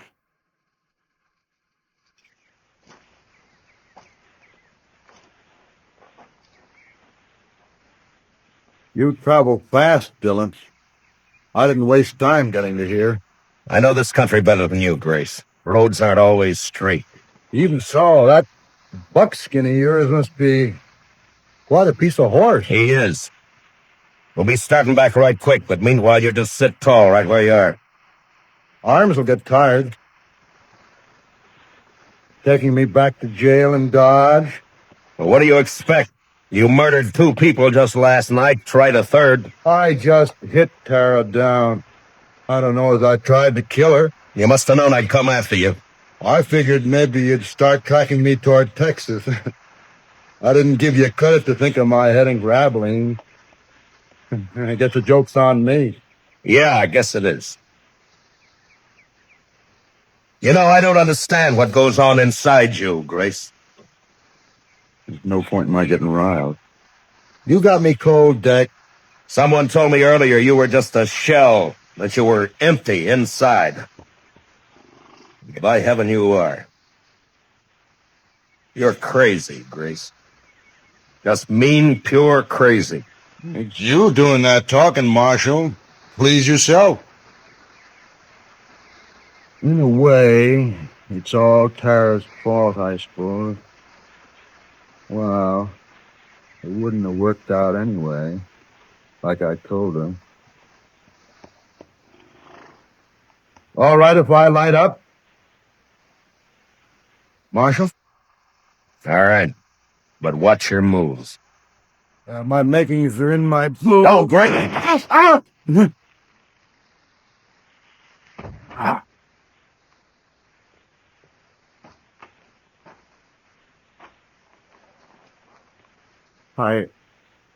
I didn't know the Kansas marshals were so fast. A derringer up the sleeves, an old story, Grace. Yeah, but they sure are. Guess I won't go to trial after all. No, maybe not. But you're going back to Dodge. Like they say on the posters. Dead.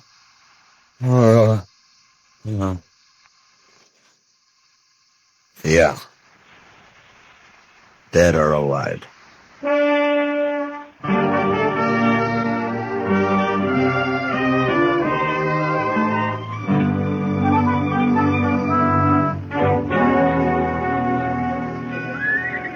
Marshal Dillon, I want to thank you and Miss Kitty for everything you've done for me since... Sure. You got everything on the stage, Tara? Yes, Miss Kitty. It's a long trip, Tara. You sure you won't change your mind?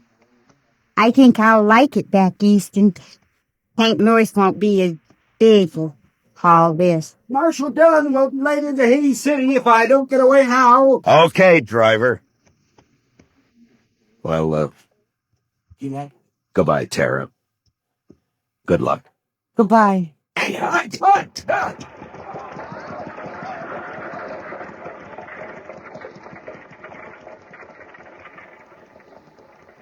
Well, Matt, she's gone. Yeah. I don't blame her for wanting to leave, Kitty. The West took nearly everything she loved. Her ma and pa, and the Kells. And her true love? Jack Grace? Jack Grace is no good. Tara gave him her heart, and she never got it all back. Perhaps you're right, Kitty, but Tara's young. She'll mend. Will she, Matt? I hope so, Kitty. I truly do.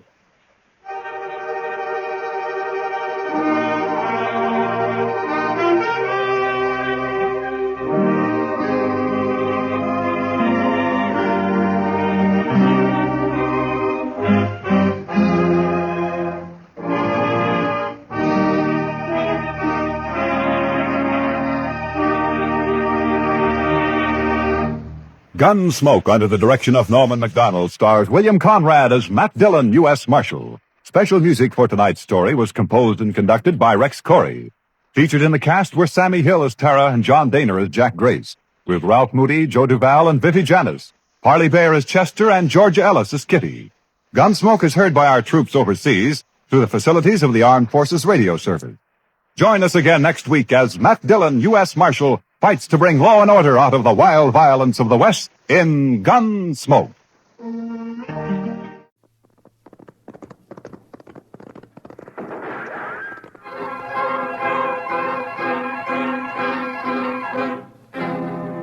Around Dodge City and in the territory on West, there's just one way to handle the killers and the spoilers, and that's with the U.S. Marshal and the smell of Gunsmoke.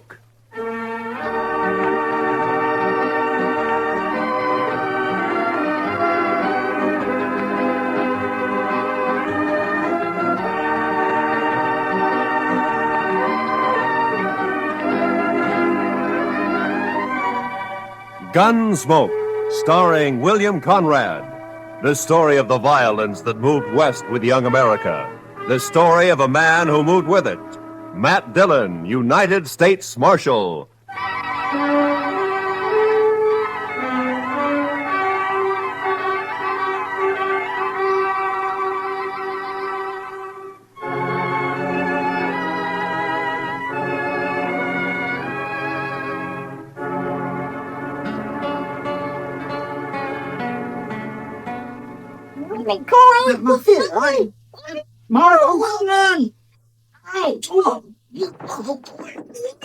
Oh, what have you got there, Chester? Boss, half kid, Mr. Dillon. I'll smack you bad enough. Hold it now. You don't stop that kid. Now hold it. You want me to take the strap to you? Now hold it. You best lock him up somewhere, Mr. Dillon. It's safer that way. All right, Chester, just calm down. Now you come over here, son. Sit down. Come on. Look out, Mr. Dillon. He's got a hold of your gun. Okay.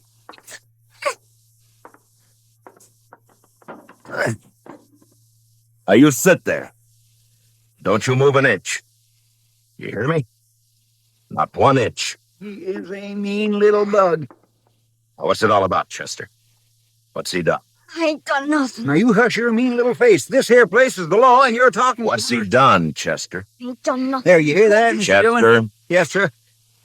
Well, sir, I don't rightly know what he's done. That's what I told you. I ain't done nothing. Mr. Dillon, I was walking down to the office when I see this kid. I know most all the sprouts in town, but not him, so I says, hello, and he starts running. That's what he did? Yes, sir. And that's why you brought him in here? I sure did, Mr. Dillon. I figured if a kid runs away from me for doing nothing, then he's been up to something, so he must have done something. You know what I mean? No. Now, what's your name, son? I ain't done nothing. All right. Now, what's your name? I ain't saying. There, you see what I mean, Mr. Dillon? Just plain, ordinary, mischievous... You live here in Dodge? I ain't saying. All right. Well, he's probably a runaway, Chester. I guess we'll have to lock him up until somebody comes looking for him, huh? Best thing in this whole wide world to do, Mr. Dillon. Just look at where he gnawed my thumb. Best thing to do. Come on, You ain't gonna lock me up? If you've got a better idea, we got to do something with you. Let me be on my way. Well, where do you live? About 4 miles out.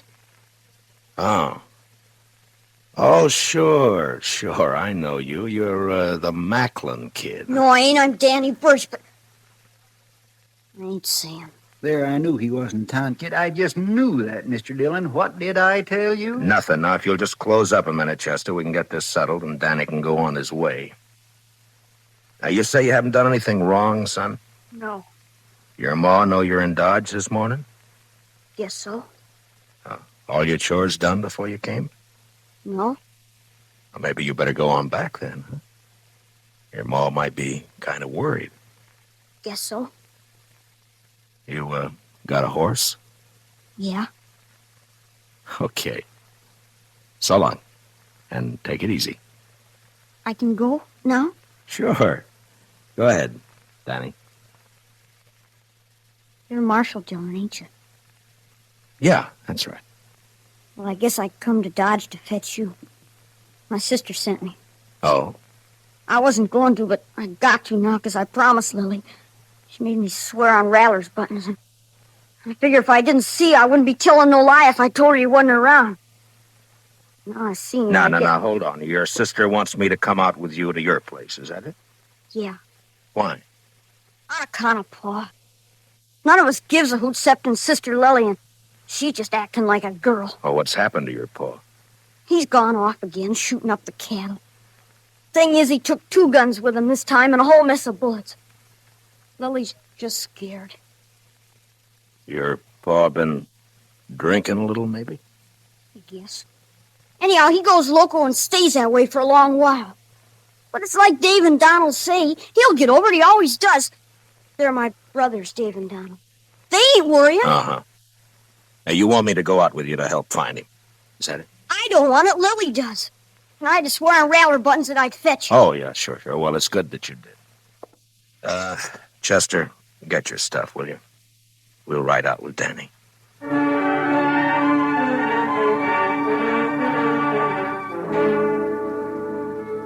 I didn't get anything more out of the boy on the way out to the Birch place. No one in town knew much about the family.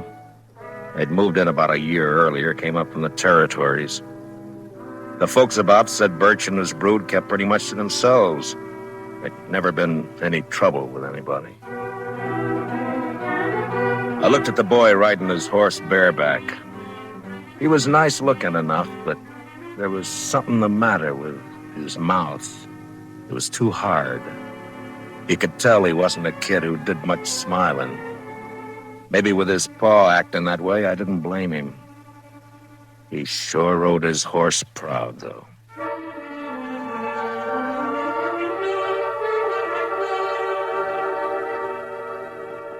It was hot and dry, and by the time we were in sight of the Birch place, the sun was burning down hard.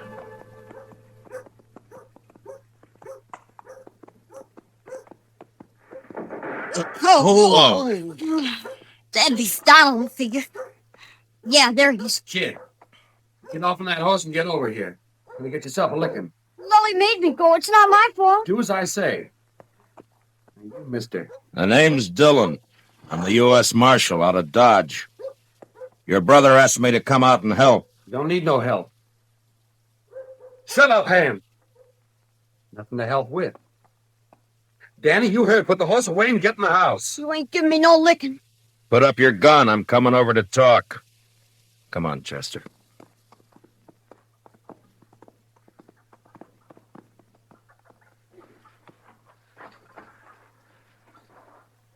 It's against the law to shoot a man in cold blood. You know that? Shucks, I wasn't aiming at you. I was aiming at a rabbit up in the rise there. The horse has scared it away. Mm-hmm. Well, now, what about your paw?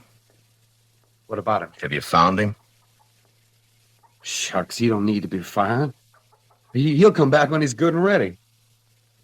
Pa's off hunting. That's not what your brother says.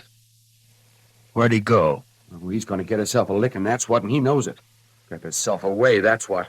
Donald, that's your name, isn't it? Yeah. Well, look, I'm not one to interfere in family matters, but if you do need help, I mean, if your paw's shooting up cattle like Danny says, well, maybe you'll be practicing next on people, and that wouldn't be so good. That brother of ours, he's a dirty little liar. No, he's not, Donald. I'm glad you came, Marshal. You come into the house, please?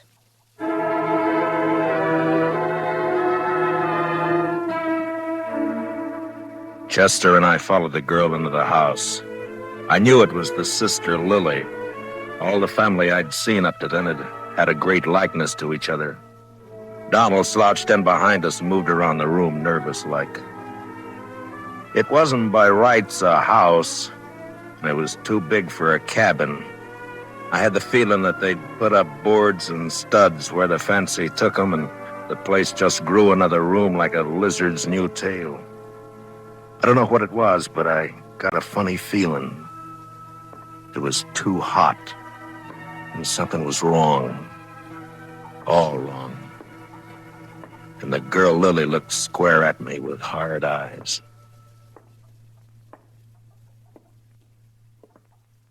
Donald! Huh? Sit down. You make me nervous.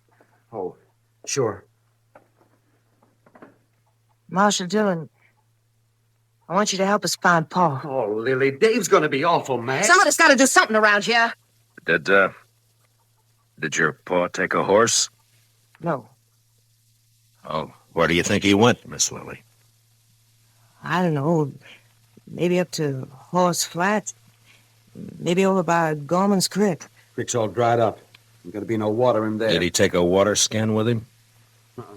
No, he didn't. Kind of bad wandering around without no water. When did he leave?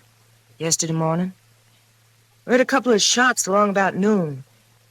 Dave found a calf laying dead over in the North Range. You can see it there through the window. I haven't had time to bring it in yet. Was he drunk? Sure. Drunk as you can get. Weren't you, Lily? I'm afeard for him, Marshal Dillon. Yeah, I understand. Well, it makes good sense you sent for me. Well, I'll try and find him and bring him back. Well, I ain't gonna do no such thing.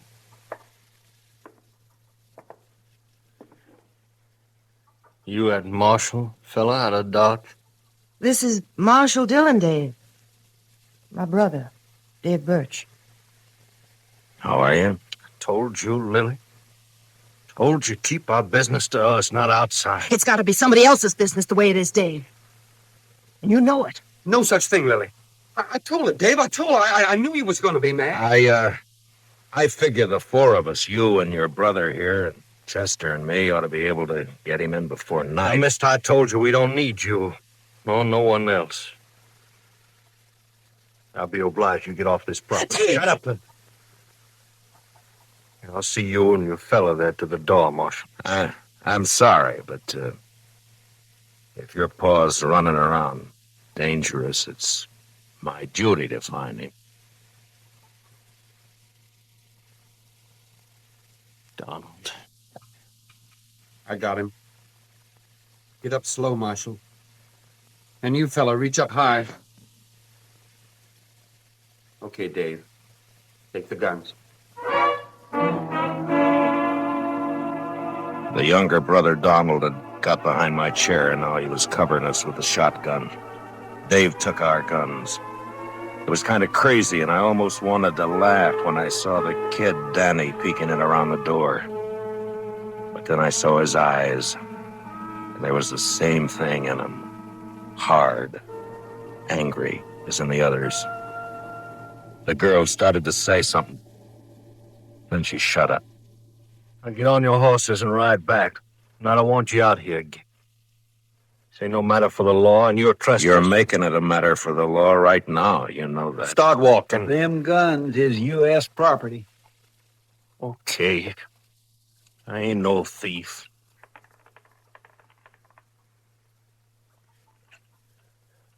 Here, bullets I'm keeping. Figure they're worth about 2 bits. Donald, give him 2 bits. Sure. Here. Right, now here's your guns. Now get out fast. You come snooping back again, me and my brother's gonna be shooting at you.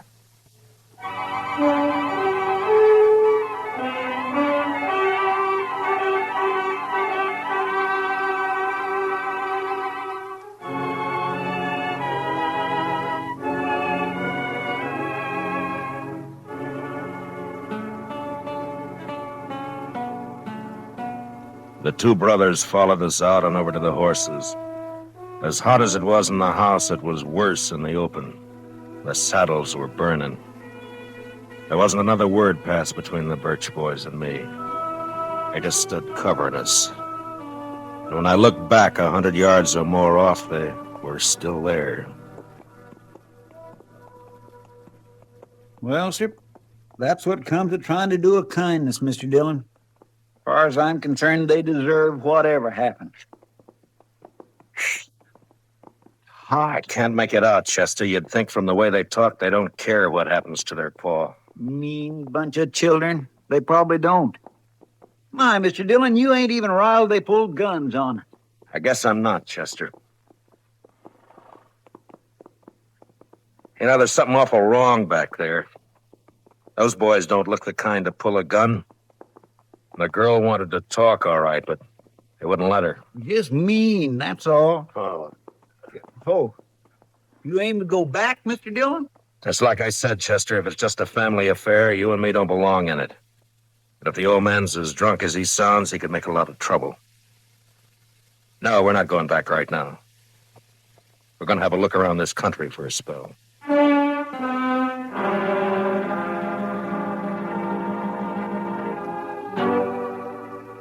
Chester and me covered a lot of ground that morning and into the afternoon. I had an idea that we might find Birch wherever we could find water. Without a horse, he couldn't get too far, and without water, he was going to get sick pretty quick.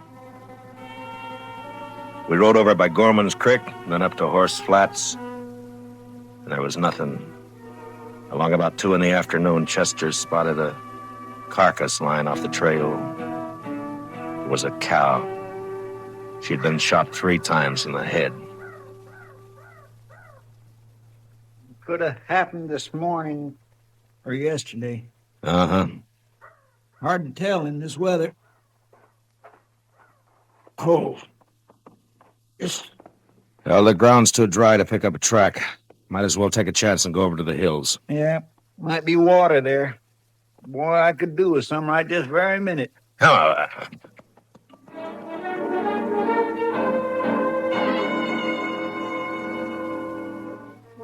I got a funny taste in my mouth looking at that dead cow.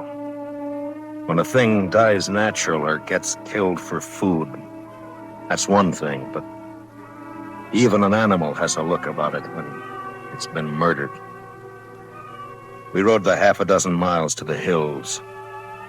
They weren't rightly hills, maybe more like humps rising up from the brown, dry earth. And we could get a good view across the plain. There was a patch or 2 of wild oats up there, long turned to rust, and foxtails. Maybe it was in our minds, but just those few feet higher made us seem closer to the sun and hotter.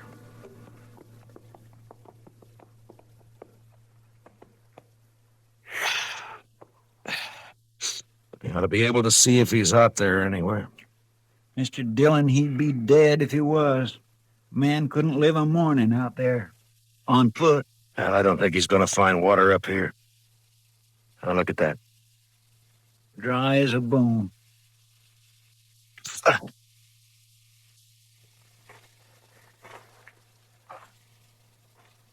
You see something, Mr. Dillon? Yeah, tracks, I think.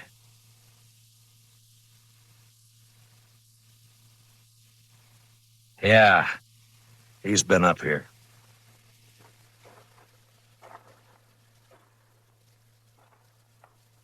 I went down again, though. Over there. You sure made a long way on foot. Must be more than 8 miles from his place. Yeah.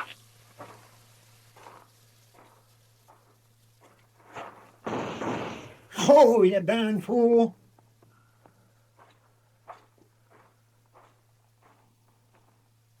Rattler. Yeah, I saw. Blew his head clean off. I was afraid you was going to step on him.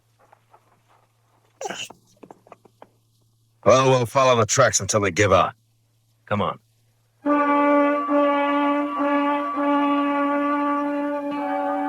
Those tracks kept going in and around the hills. In a couple of places we saw where they'd stopped by a dry water hole, then went on. Then as the hills sloped down to the plain again, we lost them. But the direction seemed to be headed back to the Birch place. That's the way we rode. We hadn't gone more than 15 minutes along when we saw the body of a man and a horse some few feet away. They were both dead.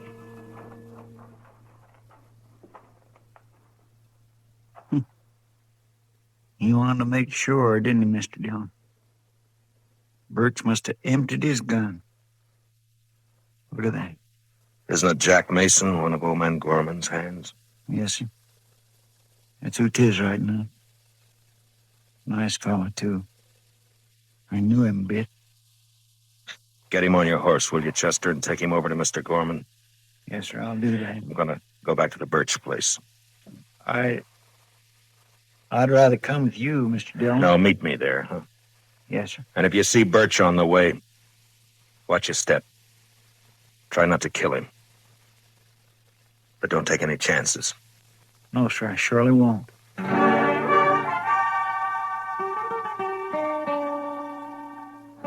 There was killing now, and I wasn't in the mood to talk gentle and kind with the sons and girl at the house. It was the boy Danny that saw me first. He was sitting on the doorstep. He ran inside, and a second later I saw Dave come out with a shotgun. I didn't give him a chance to make up his mind. Steve!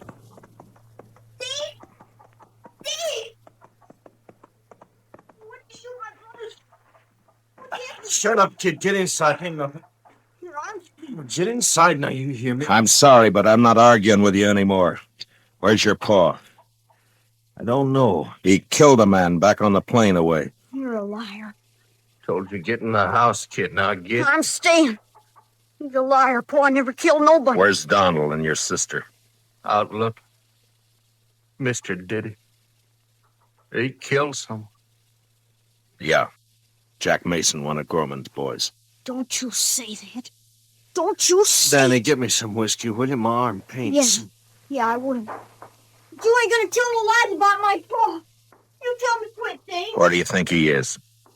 Donald Hurst shot up Horse Flats when they'd gone up there. And he must have doubled back from the hills. Listen, you tell the boy to ride into town and fetch the doc out here. He'll take care of that arm. Okay. When my deputy rides in, Chester Proudfoot, tell him where I've gone, will you? Sure. Marsh? Yeah. Marshal, you gonna kill our pa?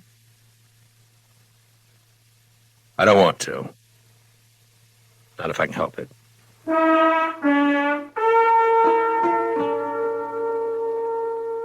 Over at Horse Flats, I caught up with Donald and Lily Birch. I told them about the killing. And a half mile further on, the three of us saw the old man. He was crouched down on his haunches by a parched water hole, stripped naked. He was crying, It was a bad sound. And when I saw his eyes, I knew he wasn't drunk. There was no sign of his guns or his clothes.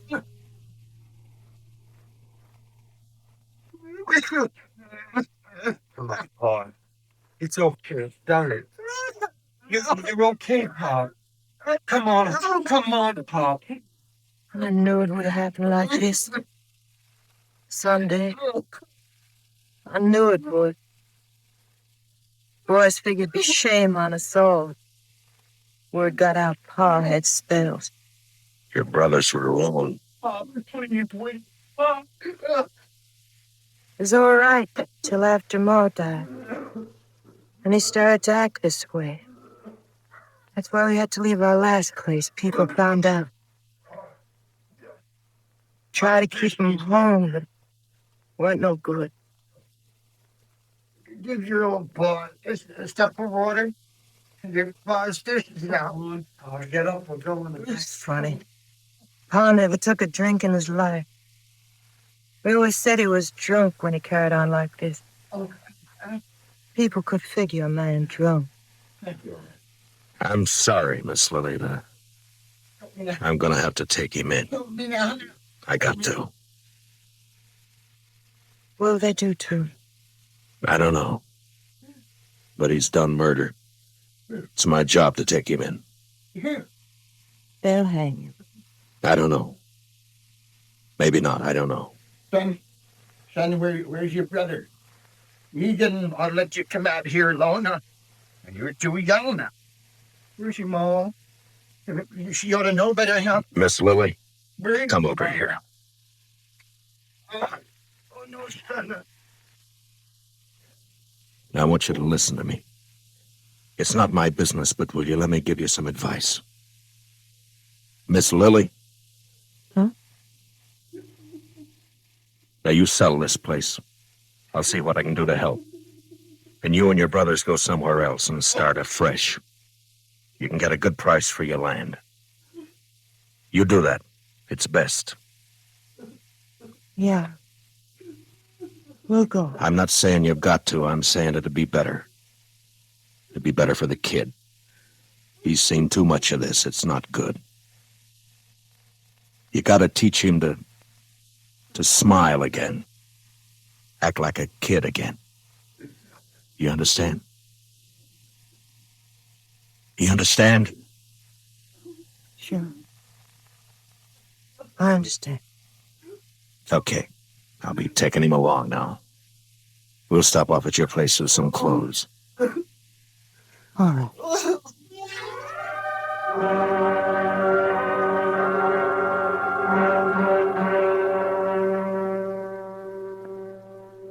We took the old man back to his place.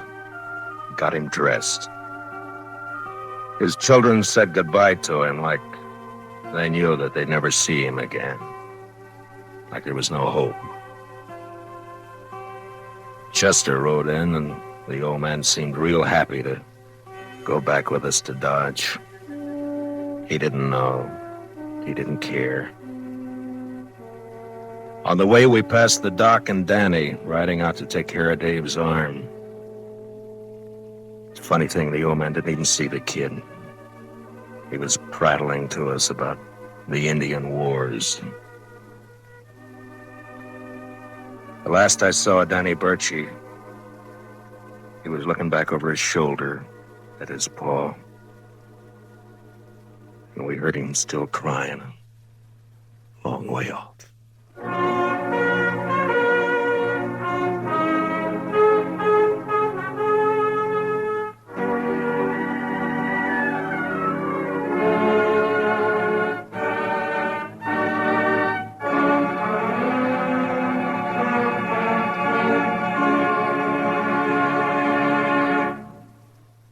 Gunsmoke, under the direction of Norman MacDonald, stars William Conrad as Matt Dillon, U.S. Marshal.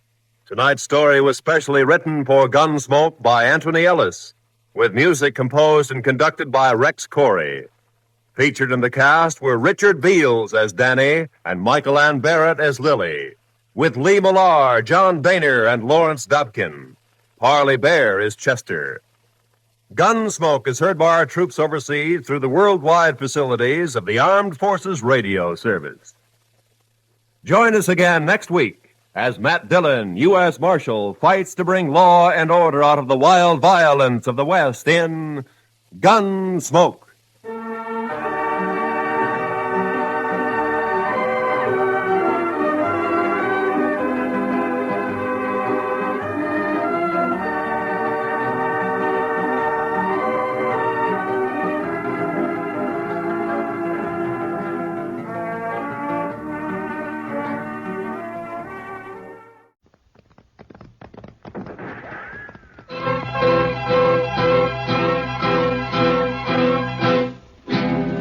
Around Dodge City and in the territory on West, there's just one way to handle the killers and the spoilers, and that's with a U.S. Marshal and the smell of gun smoke.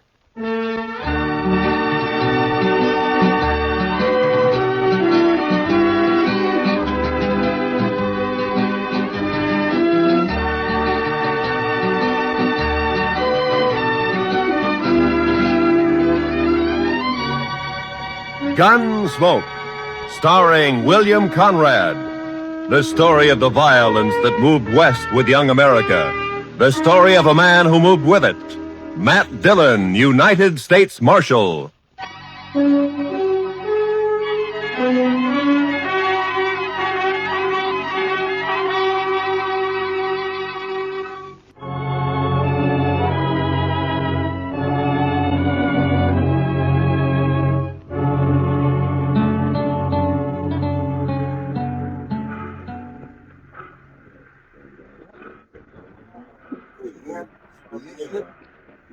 Four 20 p.m.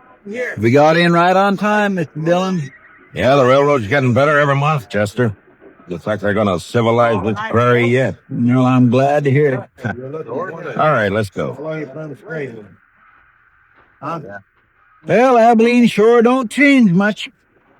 Looks about like it did the last time I was here. Now we're getting most of the cattle at Dodge now. Boom's leveled off here. Yeah. Still a rough town, though, I suppose. You think he'll put up a fight? I don't know, Chester. He's pretty mean from all reports. He may. We'll try to avoid it, though. Of course, we're only guessing. Anyway, he might not even be here. He always heads for Abilene when he gets in trouble. It's his hometown. He'll be here. One good thing, it's Bill Hickok's town, too. At least we'll have the local sheriff on our side for once. Yeah, I suppose that's some help. Some help? I'd rather have Wild Bill along than anybody I know. He's froze. Chester, what's the matter with you? You're acting like a man at his own funeral. Mr. Dillon, I've had an uneasy feeling ever since we left Dodge. Kind of a hunch, you might say. It's nonsense. They're going to pick up a killer and take him back for trial. That's all. Maybe. And maybe not. Look, Chester, any man who lives by a gun knows down inside that he's going to die by one someday. But if he's got any sense, he keeps from thinking about it. Of course, he can't help getting a hunch now and then. I had plenty of them myself. Mostly wrong. Come on, Chester, let's walk down to the Last Chance and I'll buy you a drink. As a matter of fact, I'll buy us both a drink.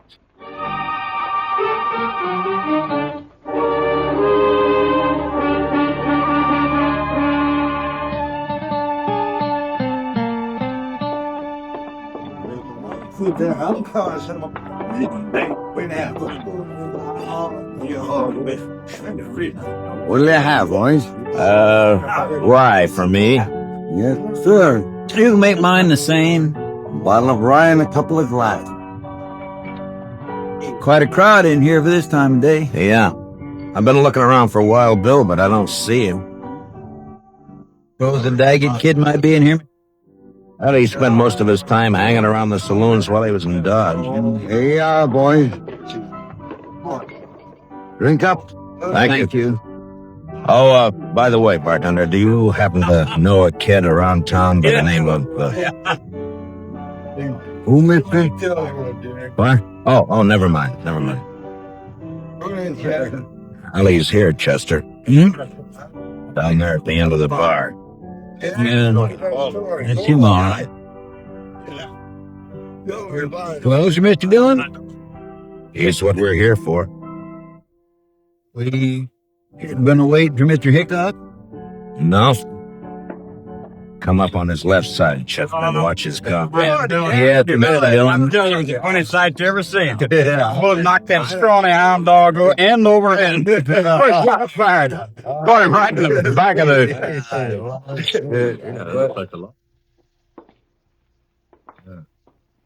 You're Jack Daggett, aren't you? That's right, mister. What about it? My name's Dillon, U.S. Marshal from Dodge. You're under arrest. You're kind of out of your territory, aren't you? Marshal's territory's anywhere. I'll take that gun of yours now. You will, huh? All right. Nope, drop it. Drop the gun. Let go of my wrist. The gun.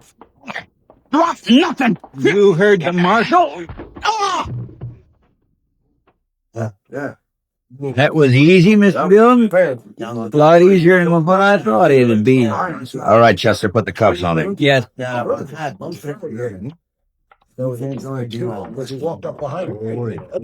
Seems to me your partner acted a little high-handed there, Marshal. It does, huh? Now, he had no call to slug that boy in the head that way. Would you rather I'd have put a bullet in his belly? Chester saved his life, that's all. He was drawing on me. Well, now, if you'd come around and seen me before you started anything, you wouldn't have had this trouble. My name is Rourke. I'm the town constable here. I see. Young Jack here told me all about that shooting out in Dodge. Said they ganged up on him in a poker game, tried to cheat him. Forced him to shoot his way out. That's a good story. It's too bad it didn't happen that way. All right, Chester, let's get him on his feet and go find the sheriff. I, reckon you won't be finding him, Marshal. Why not? Hickok's up at Topeka. Won't be back for a week or 10 days. Meantime, I'm the law in Abilene. And I got a favor to ask from you. I'd like to use one of your jail cells until 9 o'clock. That's when the next train leaves for Dodge. I'm sorry, Marshal. I got no authority to do anything like that. What difference does that make? If Wild Bill were here, he'd let me do it. But Wild Bill ain't here. I see. A lot of us folks here like to run our own town. We don't like outsiders coming in and taking over. It's 4 hours till that train leaves, Marshal. I think you're going to find 4 hours is a long time. Meaning? This young fella you arrested has got a couple of older brothers. The Daggett boys. You probably never heard of them, but you're going to. They're not going to like this. I don't care much what they like. Maybe they'll teach you to care when they hear about this. And they'll hear. Like I said, 4 hours is a long time. Look, I want you to get this straight. I came here to arrest the killer and take him back to Dodge to stand trial. I got him under arrest now, and I'm going to take him back. Maybe. All right, Chester, let's get him out of here. Get hold of his other arm there. Lift him up. Yes, sir. There you might if you want. Mr. Dillon? What is it, Chester? Maybe it was too easy.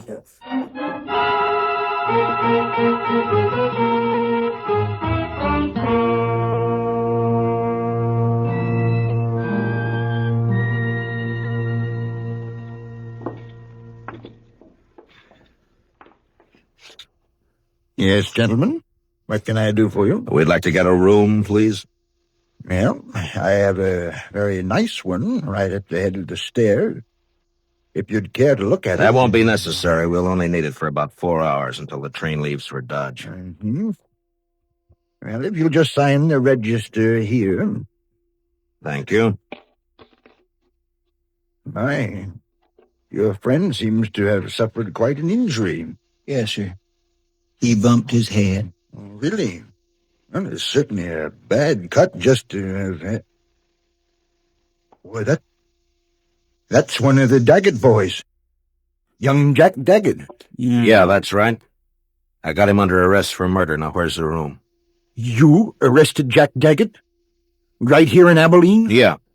You said the room was... And you're planning to keep him here at my hotel for the next 4 hours? Well, I can't stand out there on the street with him. Marshal, do you know what's going to happen when the Daggett boys hear about this? No, but I understand they may not like it very much. May not like it. I'm sorry, sir, but you cannot stay here. I will not let my hotel be made the scene of a bloody massacre. Now, just a minute, mister. You've rented me a room. I've signed the register and I've got the key. I know, but use that room until 9 o'clock, whether you like it or not. It's the second door at the top of the stairs. Thank you. Come on, Daggett. Move. You heard him, son. Come on. Take your hands off. There's just one thing, sir. Yeah. It's not a question of your honesty, you understand, but in view of the circumstances, I wonder if you'd mind paying in advance?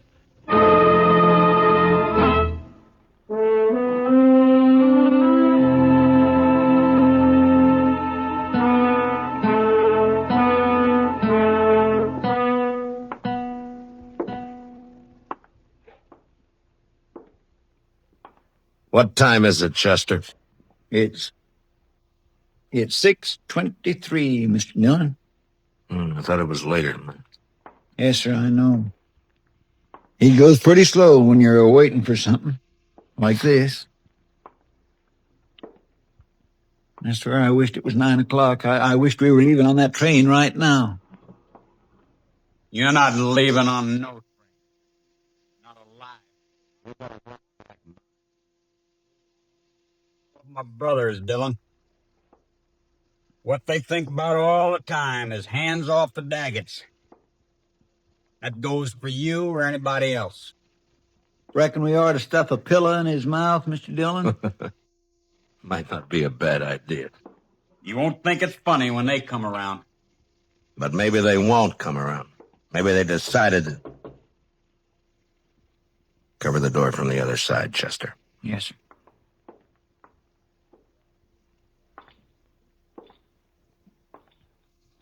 Yeah, who is it? It's me, sir. The clerk. What do you want? It's the Daggett boys. They're across the street at the last chance right now. And you're hoping I'll go over there instead of waiting for them to come here, huh? Well, All right. I'd rather jump them than have it the other way around. Chester, I guess we'll go over and have a talk with him. What about him? No, he's cuffed hand and foot to a pretty solid iron bed. I don't think he's going anywhere. Bet on it. You ready, Chester? I'm ready whenever you are, Mr. Dillon. All right, let's go.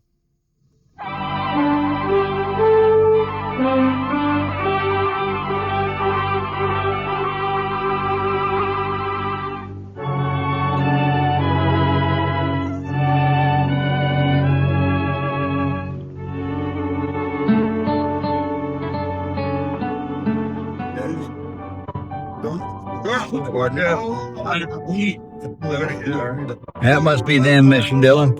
Across the room there. Yeah, I guess. And they look a lot like Jack. They look mad. There's quite a crowd around them. Well, Chester, the only way to get it over is to get it started. Yes, sir. How will we do it, Mr. Dillon? I haven't got a plan, Chester. Face him down, that's all. Yes, sir. Where's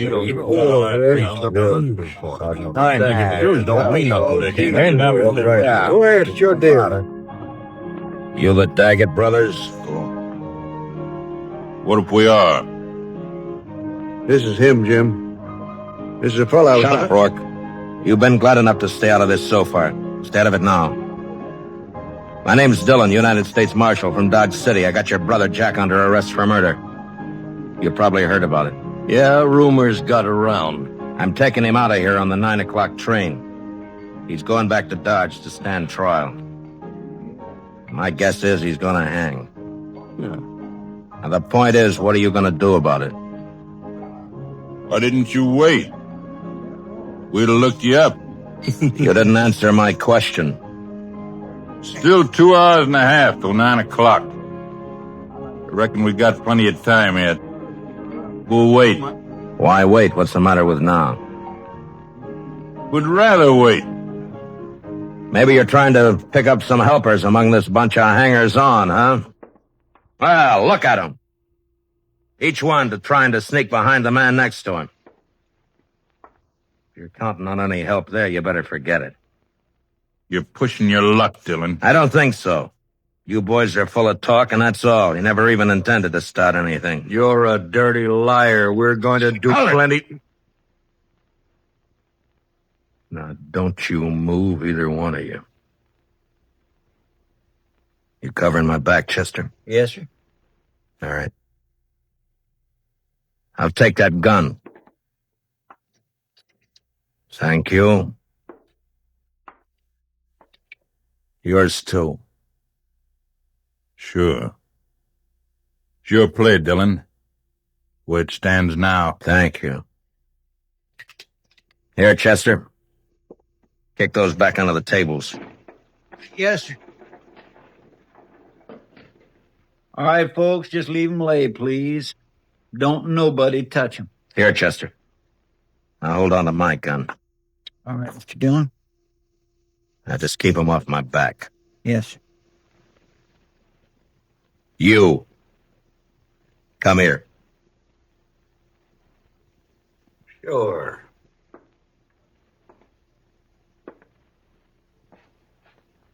You called me a liar, didn't you? Yeah. Boy, you cheat chin whore. You are killing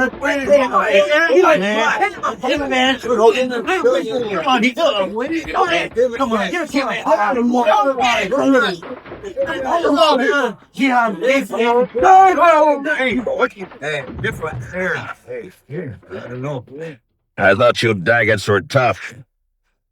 Watch it. All right, you. You're next. I'll wait, Marshal. I'll get to you later. You're a no-good coward, Daggett. All right, Chester, I'll take my gun back now. Here you are, sir. Thank you. All right, boys, the show's over. Unless, of course, one of you'd like to take up where the Daggetts left off. Any one of you still figuring on helping them try to take my prisoner away from me? No? I didn't think so. You're all fine, upright citizens now, huh? A pride and joy to Constable Rourke here. That's enough, Dillon. I thought I told you boys the show was over. All right, get out. Go on, get out, all of you. Move! All right, let's get out of here.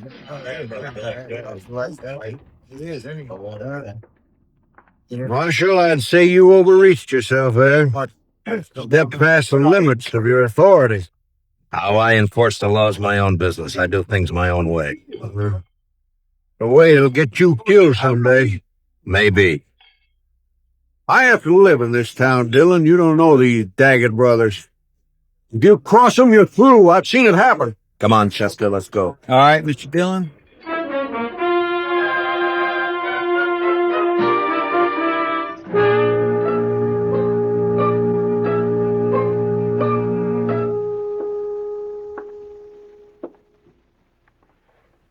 What time is it, Chester?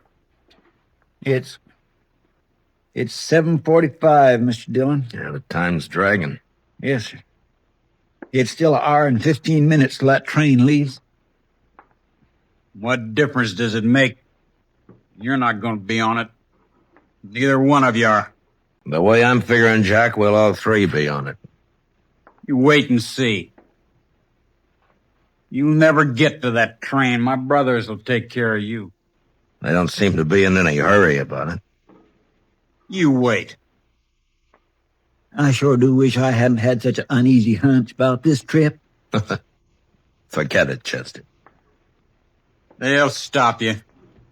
You just wait.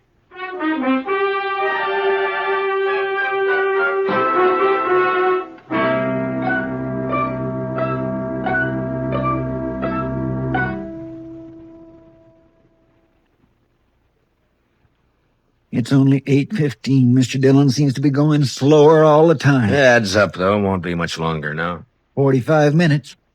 if the train's on time. And if we're lucky enough to get on it. Chester, you're wearing yourself out. Why don't you sit down and relax, huh? I just can't seem to set my mind to it, Mr. Dillon. No Daggett'll ever leave this town wearing handcuffs as long as the other two are alive. Well, I'd think that's up to them, Jack. Sure. And they'll take care of it, too. I swear and declare, Mr. Dillon, I almost wish they would try something and get it over with. The waiting's always the worst part, Chester. You find out what the worst part is. I could slug him, Mr. Dillon. No, let him talk. Let him talk, Chester. He's only got a few more weeks to do it in. They'll never hang me. I'll never even stand trial. You wait and see.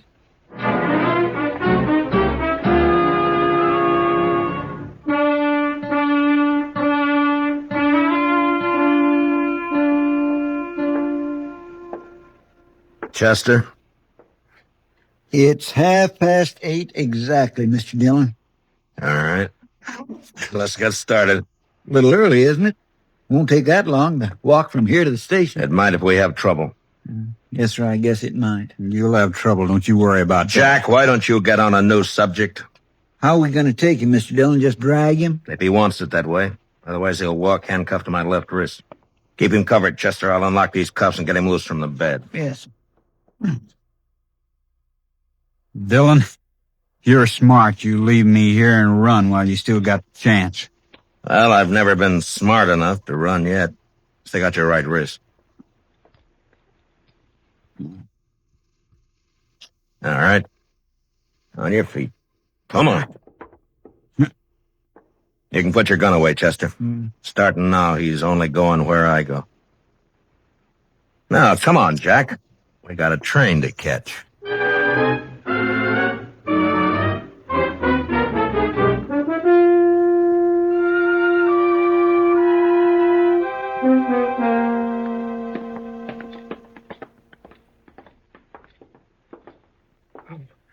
Thank heaven, gentlemen, you're leaving. Yeah, we're leaving. And I want to thank you for your wonderful hospitality. I'll be glad to recommend your hotel to anybody who plans to stop over in Abilene. Oh, I hardly know what to say, Marshal. You simply don't understand. You don't know these Daggett brothers. Personally, Jack, I have to live in this town, and I... Come on, Jack. Now, you boys must run quite a bluff. You got everybody in town. You'd be smart if you did, Dillon. Good luck, gentlemen. Best of luck to all of you. All of us. Well, that's hedging his bet.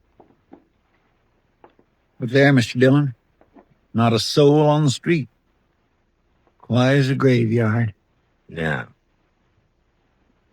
They're going to make a play, Chester, somewhere between here and the depot. We can count on that. Yes, sir, I kind of figured they would. Especially after getting beat up over there at the saloon. Well, they would have anyway. And jumping them like that did one good thing. It scared the pack off.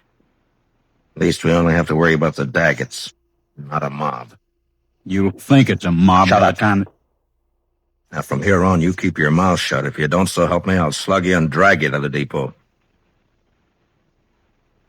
All right, now let's go.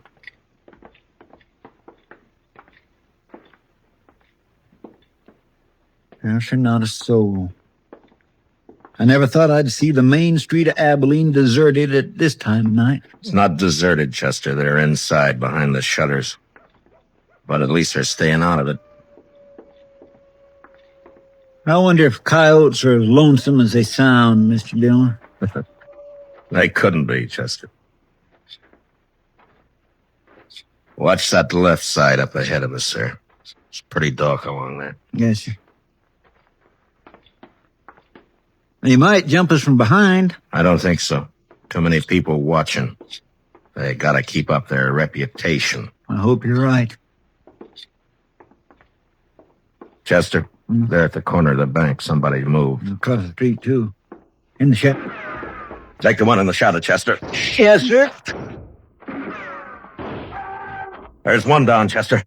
The other one's still there in the shadows. Get him if you can. Jack, here's ruining my aim. I'll run more. Good for you, Mr. Dillon. You ought to slugged him sooner. I didn't slug him, Chester. He caught a bullet that was meant for me. Shot by one of his own brothers. Here, let me unlock those handcuffs, Mr. Dillon. No time. Here, I'll get him up on my shoulder. All right, let's move in and keep firing. Yes.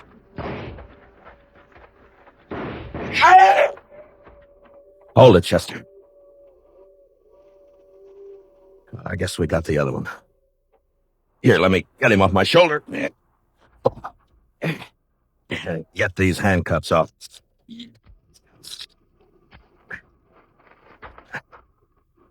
Well, there's our prisoner, Jack Daggett. Wanted for murder, killed by his own brother. Let's take a look at the others. Nice.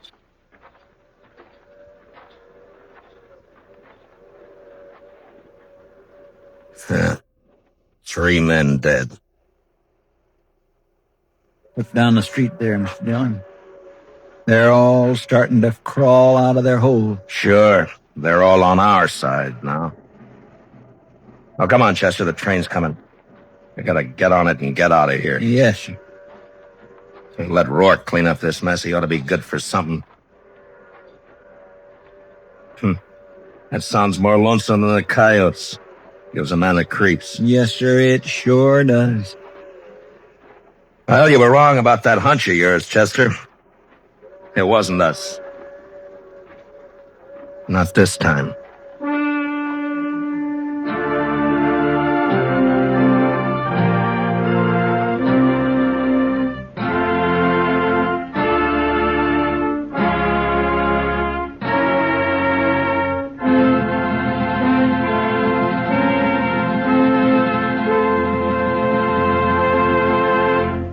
Gunsmoke, under the direction of Norman MacDonald, stars William Conrad as Matt Dillon, U.S. Marshal. Tonight's story was specially written for Gunsmoke by Les Crutchfield, with music composed and conducted by Rex Corey.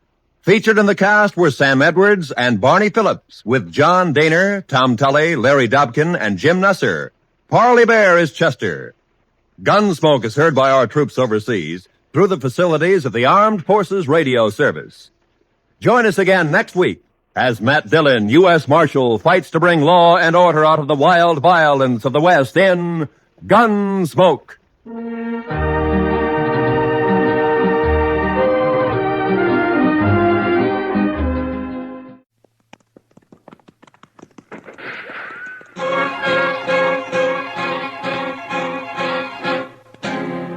Around Dodge City and in the territory on West, there's just one way to handle the killers and the spoilers, and that's with the U.S. Marshal and the smell of gun smoke.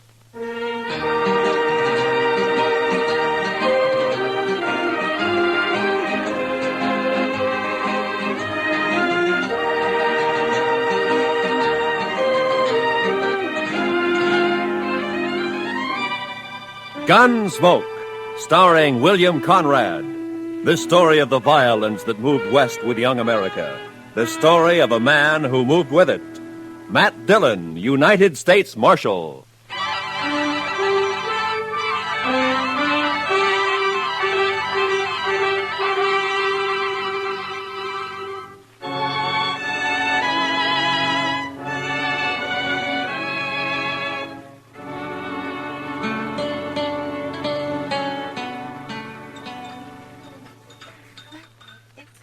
Mr. Dillon, could I give you some more coffee? Yeah, I guess so. How about you, Chester? Yes, sir, I believe it will. Why don't you just leave the coffee pot here on the table, Miss Kelly? Why, sure thing, Marshal. Oh, I got some fresh eggs this morning, if you're interested. They were just brought in. Well, good. Cook us up about a half a dozen of them, huh? Have them for you right away, Mr. Dillon. All right. Fresh eggs, my. I'll swear if Delmonico's ain't getting to be about as fancy as some of them Kansas City restaurants. Well, that's civilization, Chester. Progress. Another 5 years and Dodge City will be tame, curried, and bright. Seeing's believing, Mr. Dillon. No, you'll see it. Both of us will see it. That is, if we live that long. Yeah. I beg your pardon, gentlemen. You Mr. Dillon, the marshal here? Yes, that's right. Well, I'm sorry to bother you at breakfast, Marshal. My name is Hunter. Ed Hunter. Mr. Hunter? I'm a deputy sheriff from Richmond, Virginia. Come in on the Santa Fe this morning. I say, well, why don't you pull up a chair, Mr. Hunter? Thank you, sir. Chester Broadfoot, Mr. Hunter. Howdy do. Here's my first trip to the frontier. I find it a rather remarkable experience. I can imagine. Won't you have some coffee? No, thank you. Marshal, I'm here to arrest 2 men who are wanted in Virginia. No? Here are the warrants and the orders of extradition. I stopped off for them in Topeka. Uh-huh. John Allison, Calvin Moore. Both wanted for murder, huh? Hey, do you know these men, Mr. Hunter? No, sir, I don't. Well, the names aren't familiar to me. I never heard of them. Have you, Chester? No, sir, Mr. Dillon. Well, I have some information that may help. Not much on Allison, I'm afraid. He shot and killed a bank teller at Greenbrier last spring. Oh? He's about 30 years old, dark hair and mustache, medium build, an excellent horseman and a confirmed gambler. Well, that's fine. That narrows it down to about 2/3 of the men in Dodge City. Well, possibly I can do a bit better in regard to Calvin Moore, Mr. Dillon. Now, he came down to Richmond from the north and set up practice as a medical doctor. He was about 29 at the time. And he ambushed and shot young Roger Beauregard and then left town. That was 17 years ago. Beauregard's been trying to trace him ever since. Well, I'm afraid that's a pretty I long have a time. picture of Moore, photograph. Oh? Of course, he was much younger than this. Oh, sometimes there's still quite a resemblance, even after 17. Something familiar about that picture, Mr. Dillon? 17 years. He must be somewhere past 45 now, huh? Are you sure that these men are here in Dodge, Mr. Hunter? Reasonably so. Is there something about that photograph that makes you... Well, it's too blurred to tell much about it. Besides, he'd be 17 years older. Yeah, that's true. I tell you what, Mr. Hunter, suppose you leave the picture and the descriptions with me, and I'll check around town, and I'll keep in touch with you. Thank you, sir. Oh, I wonder if you might suggest a good hotel. Certainly. Why don't you try the Dodge House? It's a corner of Railroad Avenue at the end of the plaza, the East End. Tell the deacon I sent you. I thank you again, Mr. Dillon, and I'll be grateful for any help you can give me. Yeah, sure. So long. You want to see the photograph, Chester? Yes, sir, I do. Well, Mr. Dillon, that is... Yeah. What are you going to do, Mr. Dillon? I don't know, Chester. He's my friend. I never asked him anything about his life before he came here. Didn't seem to matter. But now the law says he's a murderer. I'm part of the law. So now it does matter. Maybe it's not him. No, it's him, all right, Chester. You saw it same as I did. It's Doc.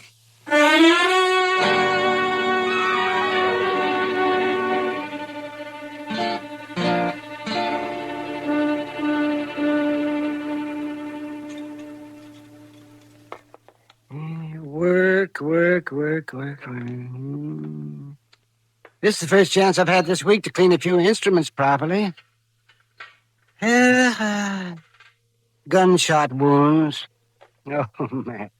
I'll lay odds I'm the only doctor in the United States who makes 3/4 of his living off of gunshot wounds.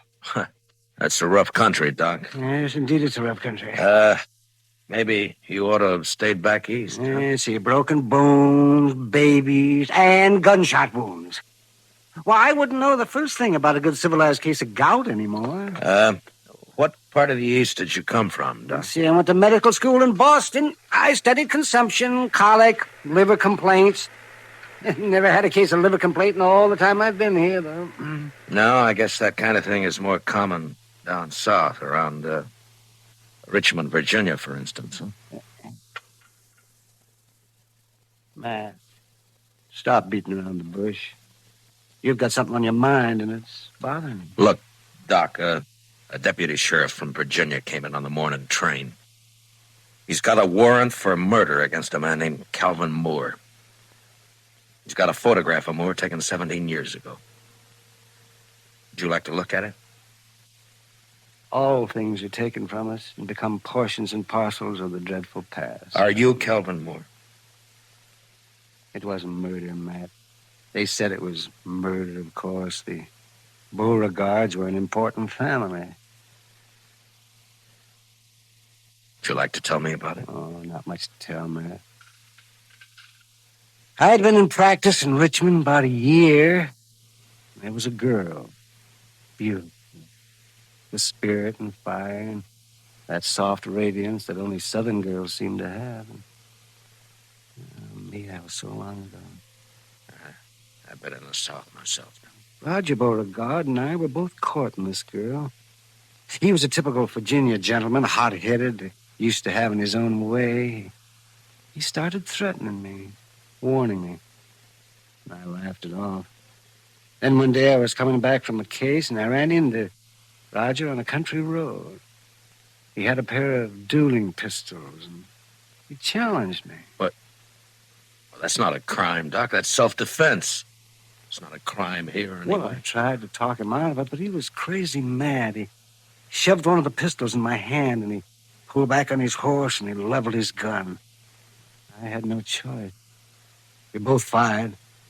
He missed. I didn't. Self-defense, yes, but there were no witnesses, and I was an outsider, a Yankee. So you ran for it, is that it? I ran for it. St. Louis, Virginia City, Montana Territory, the Panhandle, Wichita, Abilene, and Dodge. I changed my name to Charles Adams. And the girl, Doc.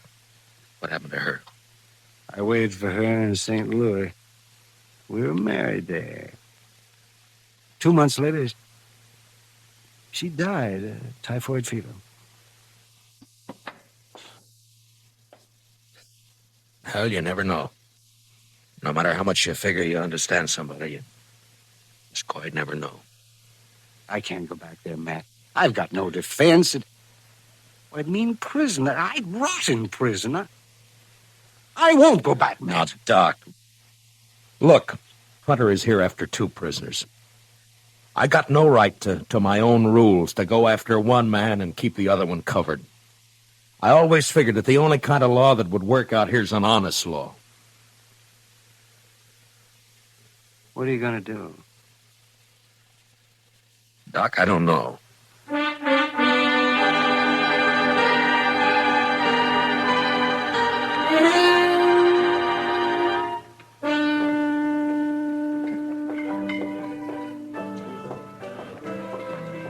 You're late, Matt. I decided you weren't going to stop in tonight. Is Chester around? Yeah, over there by the faro table. Matt, what about this Virginian who's been hanging around for the last 2 days? Oh, Hunter? Yeah. He's a deputy sheriff, got a couple of warrants to serve. Why? Well, he's been asking questions. Some of the boys are getting a little skittish. Now, there's no call for it as long as they're not named Allison or Moore. Are you free now, Miss Kitty, or are you busy? What's it look like? I figured maybe he was just killing time. Hiya, Marshal. Bunko? Bought you a drink, Kitty. It's over on the bar. All right. Thanks. Matt, I'll be off in a couple of hours. Drop around. Yeah. Yeah, maybe. I understand you've got a rival lawman in town, Marshal. Well, there's a deputy here from Virginia, if that's what you mean. I always figured you were the law here. Is he short in this town, Marshal? Say the word, we'll run him out. I ever ask you for help, Bunko? Well, no. When a man's short in Dodge, I'll run him out. And no offense, You Marshal. keep your own cinch tight. Don't worry about anybody else, huh? I'll see you, Bunko. I swear I never saw anybody with such bad luck in all my life. My gracious, he ought to swear off Pharaoh and stick the stud. Oh, Chester. The old Jethro Keener, he just lost 3 weeks' pay. And Bunko Benson, sitting right there beside him, mind you, picked up $230. So that's why he's feeling big. Come on, Chester, let's take a walk. Huh? Yes, sir. 3 weeks' pay. Mercy, I never saw such luck. What about Doc, Chester? He turned in a couple hours ago. That's when I came on over here. How's he acting? About as usual. No signs of planning to run out, if that's what you mean, Mr. Dillon. One thing he's doing, though, that he's never done before. He's totally done. Good evening, Marshal. Hello, Mr. Hunter. Since you didn't come to me, Mr. Dillon, I've come to you. I'm wondering what progress you've made. Well, I'm still checking. Any results at all, Marshal? Well, I don't have much to go on. Now, Calvin Moore was a doctor by profession. He might still be practicing. I suggest we investigate the local doctors. Well, that wouldn't take long. We've only got one, Doc Adams. How long has he been here? About 4 years. How old a man is he? Late 40s, I imagine. But he doesn't show much resemblance to that photograph you gave me. Well, maybe you're too used to him to notice the resemblance. Yeah, maybe. I'd like to look him over myself. Well, he's pretty busy out on calls most of the time. Not all the time. No, not all the time. All right, Mr. Hunter, I'll bring him around.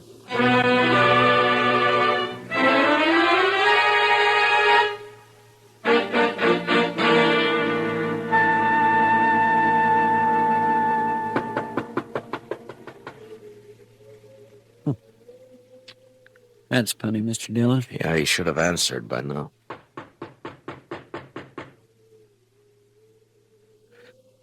Well, we're wasting our time, Chester. He's gone. Well, now, he might have got called out on a case. Yeah, I know, but I don't...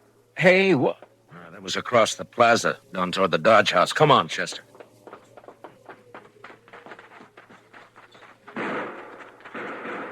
Somebody sure is stirring up the smoke. Yeah, it's across the street.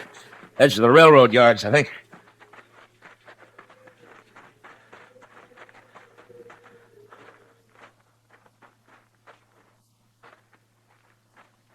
That you, Marshal? Yeah. What happened, Mr. Hunter? Somebody tried to kill me. I started into the hotel and they fired from the dock here. I fired back, but he got away. You, get a good look at him? Oh, no, I just saw the flashes. Well, this is an easy town to get killed in, Mr. Hunter. So it seems. About that doctor, Marshal. You didn't bring him around. Well, he's out on call. Think I want to meet him more than ever now.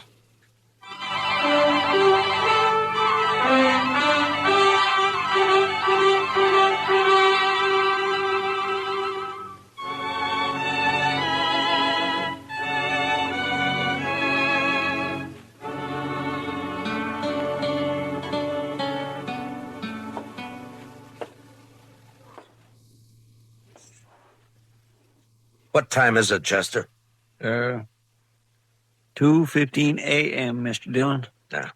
I sure hope we don't have to spend the whole night waiting here. I don't see how Doc puts up with the smell of all this medicine. He's used to it, I guess. Yeah. I suppose a man can get used to anything except dying. You think it could have been him that fired those shots, Mr. Dillon? Chester, there's somebody coming.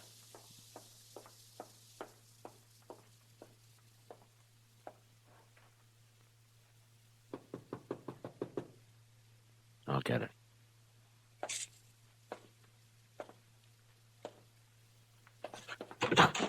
Doc, Marshal. Come on in, Bunko. Doc's not here, but he'll probably be... Oh, what happened to your arm? I got thrown into a barbed wire fence. Here, let's have a look at it, huh? No. It's all right. It's a gunshot wound. All right, hold it, both of you. Well, is that the same gun you tried to kill Hunter with, Bunko? Stay where you are, Marshal. Yeah. Around 30 years old, dark hair, mustache, medium build, excellent horseman, confirmed gambler. Wanted from John Allison. Alias Bunko Benson. Am I right, Bunko? He's not taking me back there. You stay where you are, Dillon. Now, don't be a fool, Bunko. Put away the gun. Stay back. I'm warning you. Bunko, look! Shut up! All right, Chester, let's get him over to the jail.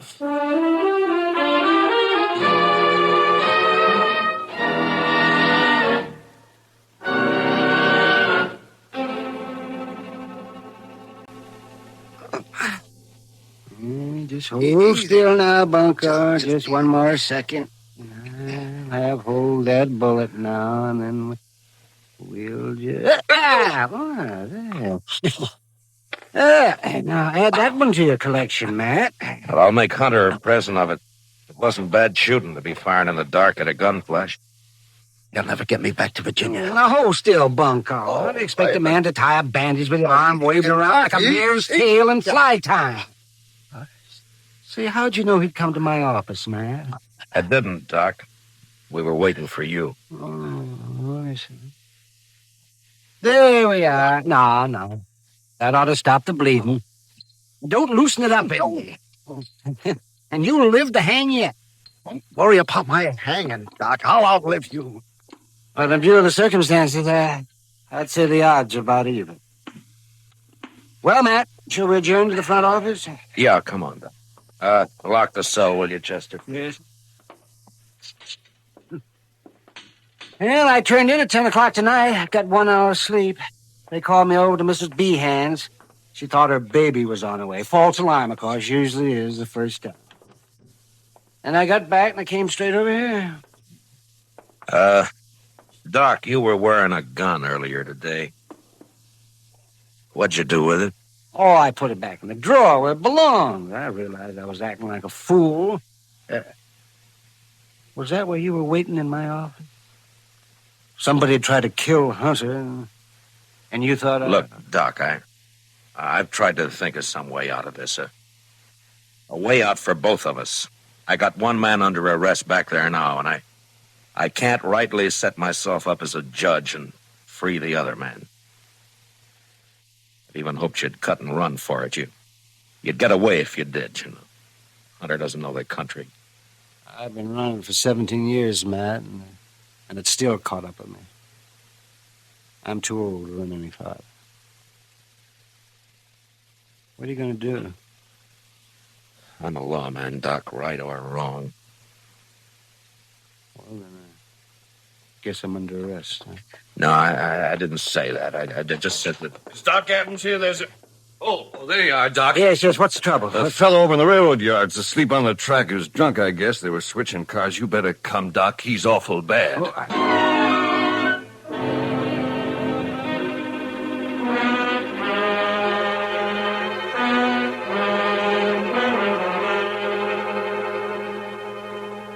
I got 2 lanterns, Mr. Dillon. That ought to be enough. Good, Chester. You ready, Doc? I'm ready as I ever do. All right, let's go, then. He said near the loading pens. Down this way, I guess. Yes, sir. It looks like some lights over there. People around. Marshal, is that you? Yeah. Oh, Hunter. I thought you went to bed hours ago. I'm a light sleeper, Mr. Dillon. I heard there's an accident over in the yards. Thought it might give me a chance to meet your local doctor. Well, I guess you can meet him right now if you want to. Doc, this is Ed Hunter. Doc Adams. How do you do, sir? Mr. Hunter? I got one of your prisoners locked up, Mr. Hunter, John Allison. Known here as Bunko Benson. Good. I just found out he's the man who tried to kill you tonight. He caught one of your bullets in his arm. I see. Why, then it's 1 down and 1 to go. Just Calvin Moore. Dr. Calvin Moore. This is no time to stand around making chin music. I'm sorry, Well, that's Hunter, quite all right, Marshal. I'll go with you.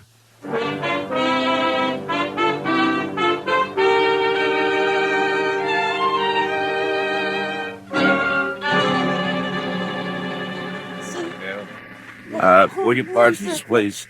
All right, will you move back and let us through here, please? Here, Doc, this way. Yeah, I'm right with you, Matt.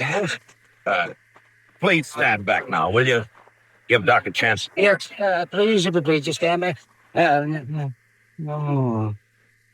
Bad is right. Well, we'll do what we can. Come on. That man who's hurt, Marshal, who is he? Oh, just a drifter. Been around Dodge a couple of years. Calls himself Texas Joe. No friends or family. Nobody knows where he came from. It's the usuals. Listen now, Tex. We'll have you fixed up here in just a couple of shakes. Is that you, Doc? That's right. I told him, get you. Be all right if you got here. Why, sure, it'll be all right. You just lie still now. Yeah. Certainly has to work under primitive conditions. Doc? Yeah. Chester, will you get those lanterns going and give Doc some more light? Yes, Mr. Dillon. Yeah, he's the only real doctor this side of Abilene. Bill, is there anything I can do to help? I guess not, Miss Kelly. Thanks anyway. Poor old Tex. Why, he stopped in the restaurant not more than 4 hours ago. I fixed him a meal. You never know. Well, Doc can pull him through if anybody can. Sure he can. Put one of those lanterns on the other side there, Chester. Yes, he does. Seem to have a lot of faith in this Dr. Adams.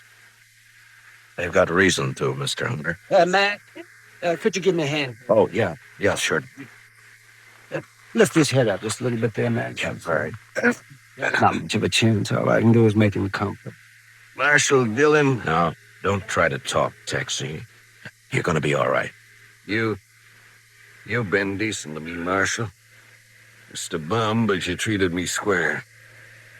You and Doc, only friends I got. Sure, Tex. I got one more favor to ask. Could someone read me some scripture? Oh, Tex, I just don't recall anything. Marshal, I know some. Mrs. Kelly, I doubt if you can hear. I can hear. Please. The Lord is my shepherd. I shall not want. He maketh me to lie down in green pastures. He leadeth me beside the still waters. Mrs. Kelly. He restoreth my soul. Miss Kelly. I think that's enough. Of course.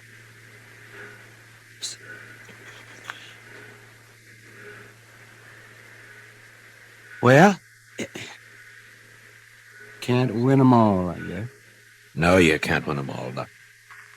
Well, Doctor, as the only physician here, I suppose you also function as coroner.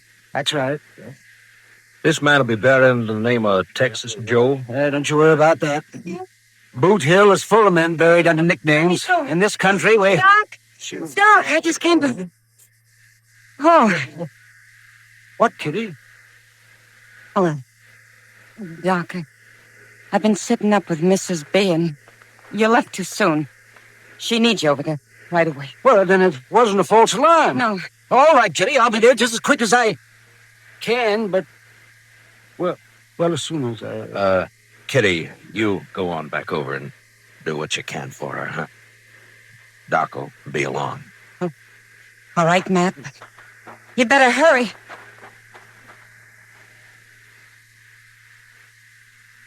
Well, Mr. Hunter, Gentlemen, this seems to have been my lucky night. Both my fugitives located within an hour of each other. I guess there's nothing I one can do. One of them safely in jail and one of them dead.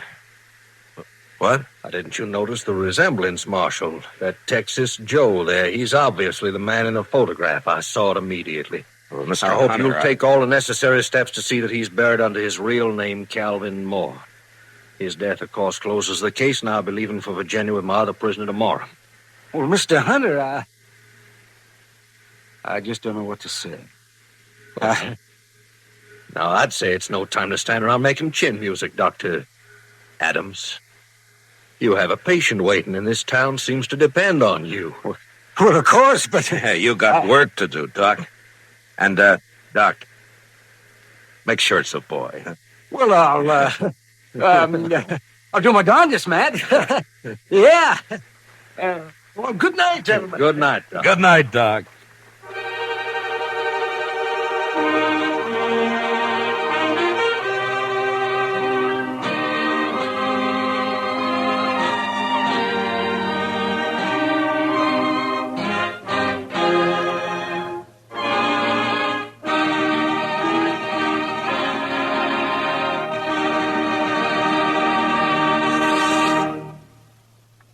Gunsmoke, under the direction of Norman MacDonald, stars William Conrad as Matt Dillon, U.S. Marshal. Tonight's story was specially written for Gunsmoke by Les Crutchfield, with music composed and conducted by Rex Corey. Featured in the cast were Lawrence Dobkin, Lou Krugman, Paul Dubov, and Vivi Janis. Parley Bear is Chester, Howard McNear is Doc, and Georgia Ellis is Kitty. Gunsmoke is heard by our troops overseas through the facilities of the Armed Forces Radio Service. Join us again next week as Matt Dillon, U.S. Marshal, fights to bring law and order out of the wild violence of the West in Gunsmoke.